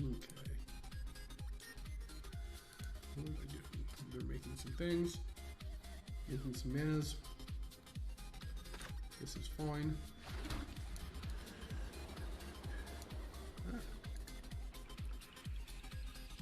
And Tormenting Voice. Okay. If I had the choice, would I reinstitute full GP coverage? That's a kind of complicated question to answer. Probably not. I don't actually think it's the best use of money, but there is a possibility it is. Yeah, I guess I'll sacrifice my creature. Alright, well, I've got to kill Ilharg. This is enough. I guess I might as well use Field of the Dead now. Oh, this doesn't even get me a land, right? I'm actually out of basics. Ha! Here we go. Yeah, let's block, and block. Yeah, Jack is cool. I actually kind of need Teferi here. Here we it's go. Not Teferi, Escape Shift. No, not having coverage didn't change how I approached the tournament at all. That's not particularly something that would affect me. Another Ilharg. Uh-oh. Alright, we're gonna need to draw something good. Alright, so let's go Teferi. Bounce Ilharg. And then draw Escape Shift off that? Is that their plan? That would have been nice. Alright, play a Reclaimer, a Rejuvenator. Temple of Mystery, get 2 things. Okay. So we're not in terrible shape. Yeah, I'll keep the Teferi. There we go.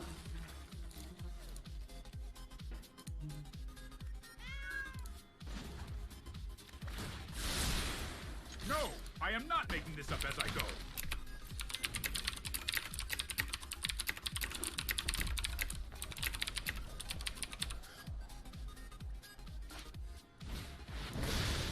And then Ilharg comes back, but we're actually in okay shape here because, I mean, we're still under a lot of pressure, but we're gonna get to draw Teferi and we're gonna get to bounce Roseboard. Zack Attack, yeah, I've been to Denver Biscuit. I actually used to live literally across the street. Timing. It is good. It's heavy, so I don't really go there very often. I've got it.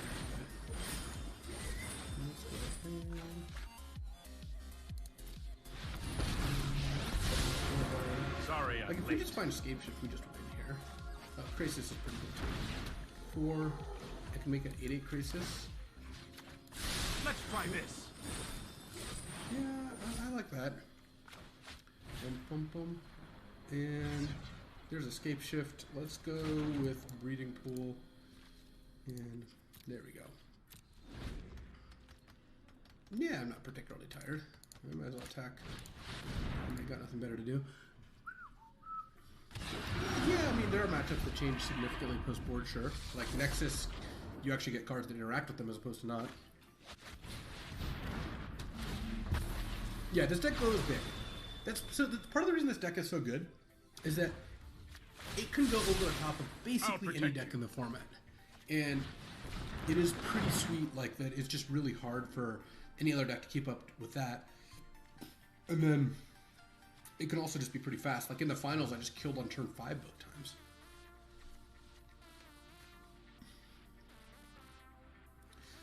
Oh yeah, see, not once in the tournament. No, once in the tournament I ran out of Circuitous. Target's actually lost because of it, but it doesn't really happen all that often. +1 this. Prison Realm, Ilharg. And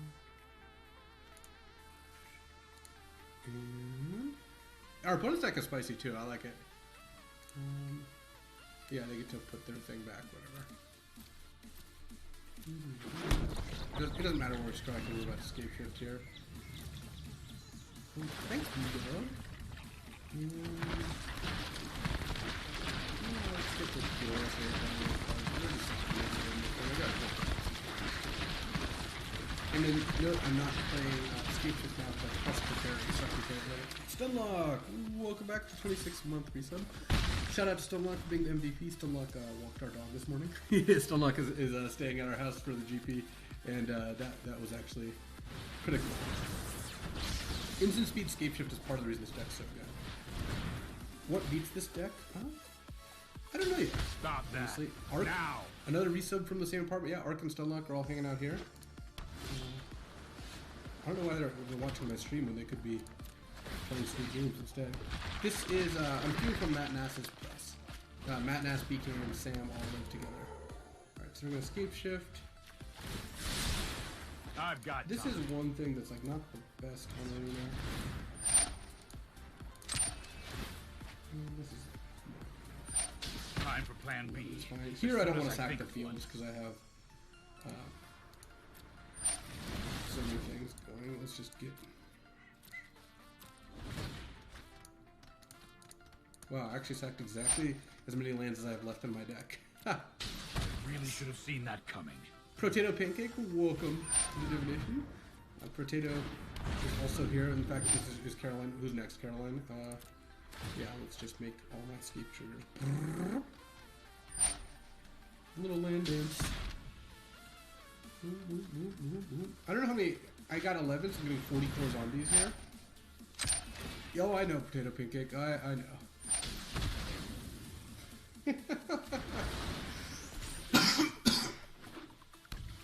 I'll keep your fire on top, sure. See, the thing is, Dark Knight, they couldn't even flame soup if they wanted to. I have Teferi out. Like, that's why this deck is like so obscene.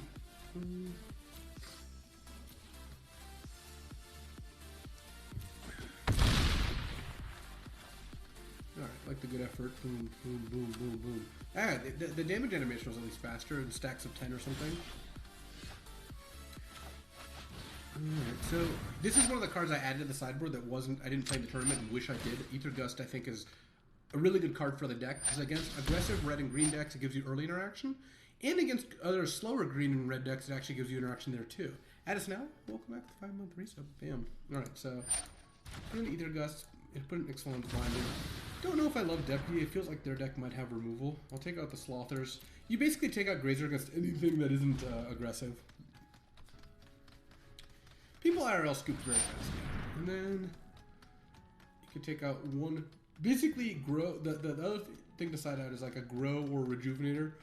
Against that deck, I think I'll side out a Grow because Rejuvenator's body is pretty relevant.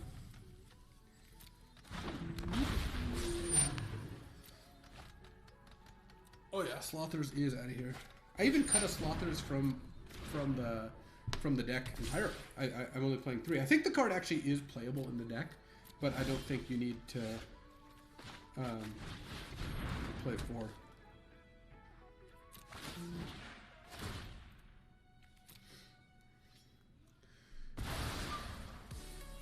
I did have a giant stack of Lobby tokens. They're all the Raptor tokens.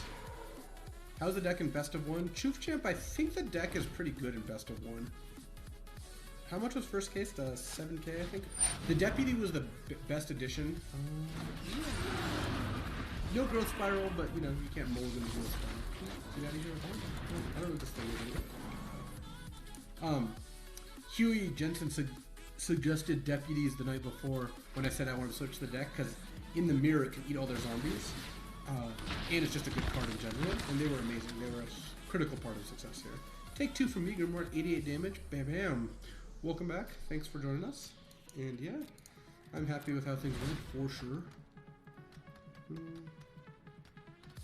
I have a new arena account. I mean, I've ground to Mythic before. I just haven't really. I don't really know what this thing is.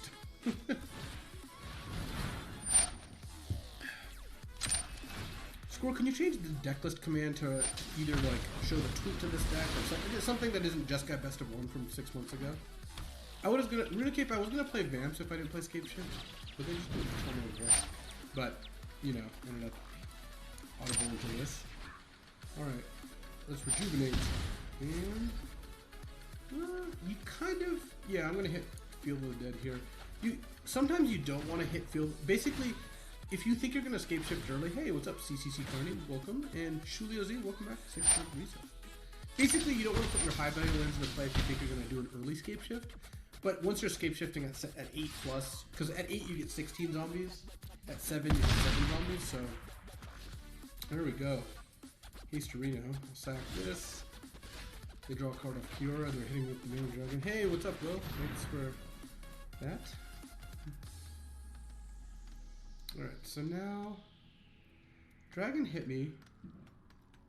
I can play any non-Temple Garden land, Circuitous Route, and get 2 things, and I got 15.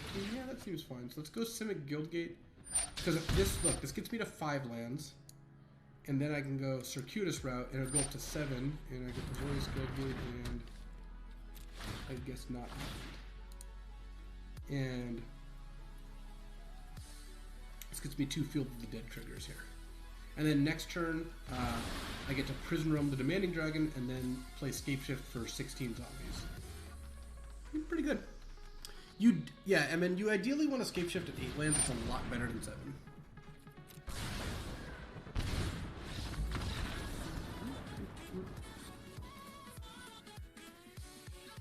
Why didn't I Prison Realm this turn? Because I wanted to set up Circuitous Route, so next turn I can go Scape Shift plus Prison Realm. I could have just cast Prison Realm this turn, but look, then they play God Eternal Rono, so I'm under the gun there too. This seems... Whoa. Okay, well that's a lot of damage. I guess I'm going to take 10 here. Oh, no problem, Bogan. That was great. So... yeah, let's just go Prison Realm. Oh, I guess I actually should have Scape Shifted first because I'm going to scry later, whatever. So Prison Realm that thing away. I'm going to play the Temple tapped because I don't really care too much about the scries, and then I'm going to Scape Shift. And here, if you think the game's going to go long, you want to 7? What did I miss? Alright. You don't want to sack your fields, but this game's not going to go super long. I'm not going to need all 4 fields. So you get 2 fields and 6 other lands. You always want to get all the game life lands. Then I get 1 temple. Remember, you don't want to get duplicates. Sure, I'll get a Field of Ruin, Blast Zone, and there we go. And then I get to gain,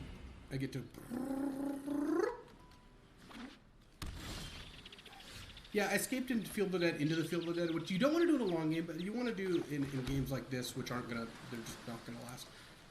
Unless they have a sweeper, this game is not going to last another turn. You know, I have 17 zombies in play, and if they do have a sweeper, I'm probably dead anyway, so it doesn't really matter. I had 1 zombie already, is what I got. So I got 2 times 8 plus the 1 I already had. Yeah, that's fine, Squirrel. That works out. Thank you. Squirrel, it's a shame you couldn't make it. The crew is here, but you know, there will be other events. That's pretty big. Galta's pretty large. But right now, they're blocking 5 zombies, taking 24. Alright, they're still blocking 5 zombies, taking... or now they're blocking 4 zombies. Yeah, they're gobs. And there we go. Hello. What up? Hi. Hey, hey. Are you victorious? Oh yeah, I'm crushing in bronze here. You're bronze? Jesus Christ. Don't judge me. The only reason I'm in bronze instead of higher... Oh, Gabby. What is AAA? Oh, I just put it so it would appear first on my decks. So many friends. The only reason I'm in bronze is because I spent so much time practicing IRL for this tournament. I got called out because I really am really close. I was just coming in to say. Look, I wanted to make the deck look good, so I sandbagged my arena ranking. Yeah, that's yeah, a good point. have you won every time? Well, I'm one out. Wow, you really did. Really doing it. All right, well, am I judging him? Slothers. My hand looks good. Ooh, right. this hand is outs to a turn 2 Teferis. Turn on Temple Garden. Hold on. It's a Sparky bug or something. That's so stupid. Yes. Alright, well, we're playing the Crypto downstairs. Alright. I just wanted to come say hi. Look at the Slothers. I'm gonna play Grazer, put in Temple. Someone asked how the MCQ went. Gabby went 5-1 and did not top 8, unfortunately. I got a Sarah the Benevolent, though. How greedy am I, chat? Is it actually possible that Luis will be more insufferable? Somebody on Twitter was like, I'm happy Excuse me? No, I'm Excuse serious. me? No, listen to me. Somebody on Twitter literally was like, I'm happy that you won and all, but is he going to be insufferable for the next couple days? I'm that serious. Is it gonna be different? No. Damn, punished. Not at all. So I binned Elvish Rejuvenator because I wanted to draw an untapped land, so I could play turn 2 Teferi. To be fair, I don't think it's that bad. Plus, White Weenie is almost a buy, so I'm not too worried.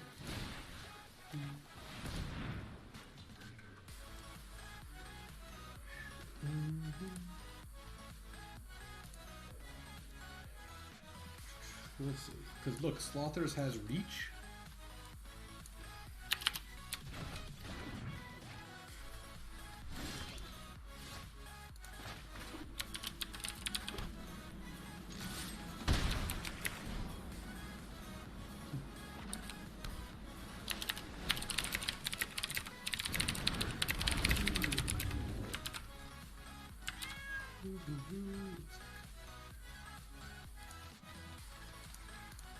Someone suggested I tweeted and read a deck list, so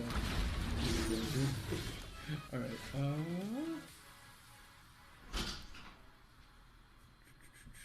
there we go. Alright, I'm gonna go get some food downstairs. Do you need anything? Oh no, I'm good. Okay. So here, thank you, BK. I appreciate your support. I could Prison Realm. The other stuff's kind of bad. I'm gonna play Teferi, and I'm gonna bounce their kill their vampire token, and then they're gonna kill Teferi. But I drew my card. Teferi is a broken magic card. It really is. It just does everything this deck wants to do. And then pass. Slothers. Next turn, I can also potentially go like Teferi, bounce Slothers, replay Slothers. Also, for those of you who don't know, look, the face is on the right side of the head, not the left. Look, a lot of people don't know that. It is pretty different than what you might expect. History, all right. History is fine.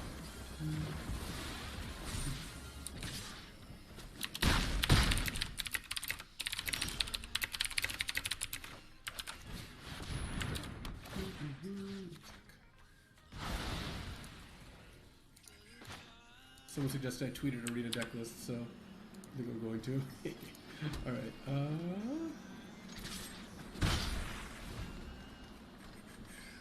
there we go. Oh no, I'm good. So here, thank you, BK. I appreciate your support.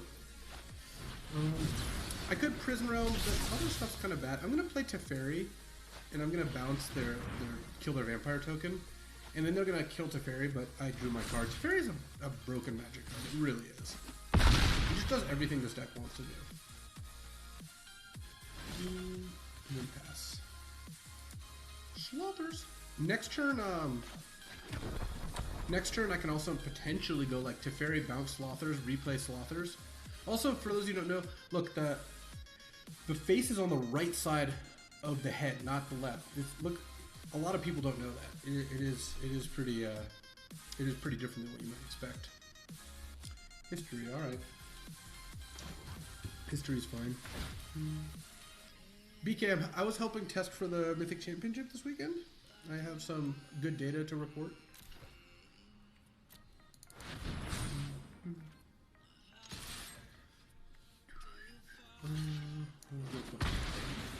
Because it's dated. Yeah.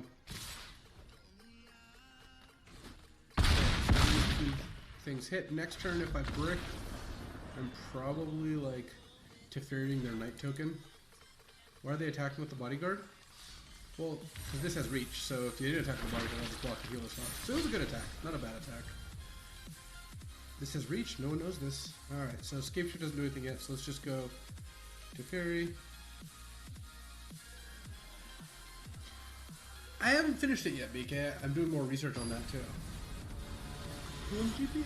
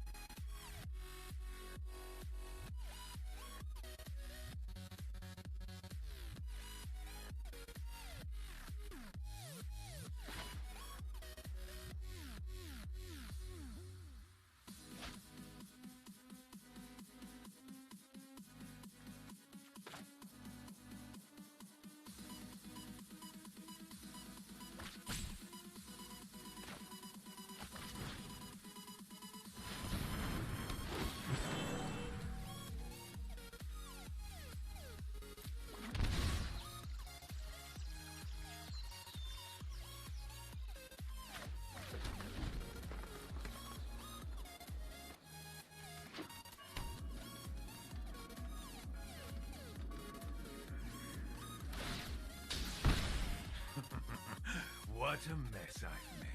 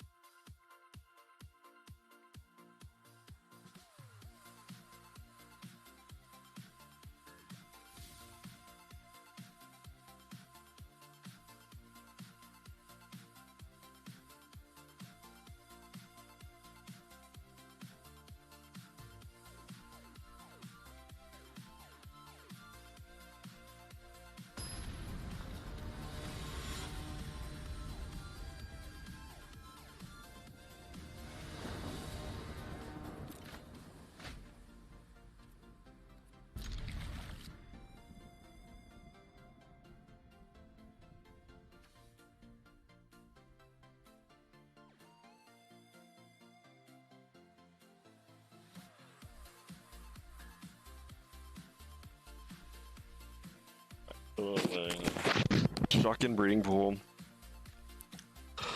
Grazer. The Grazer Temple of Mystery.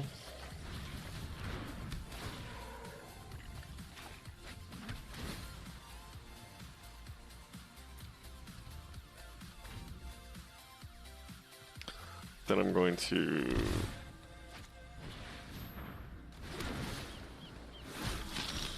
Temple Garden Intercept.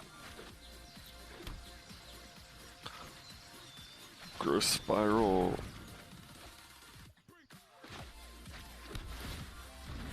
Another Temple of Mystery. Scape Shift. No attacks. 1, 2, 3, 4, 5. Or 4 mana. We're about to have 5.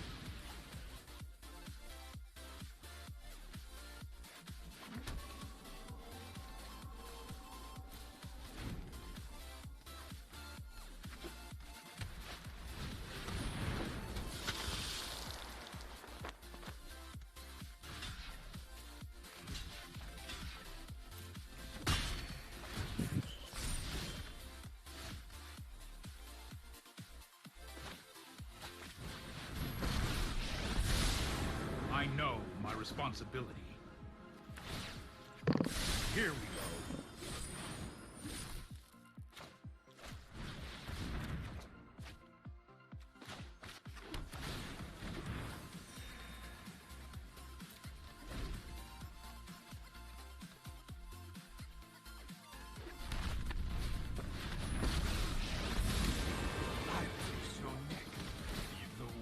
We will meet again. Millennia for revenge.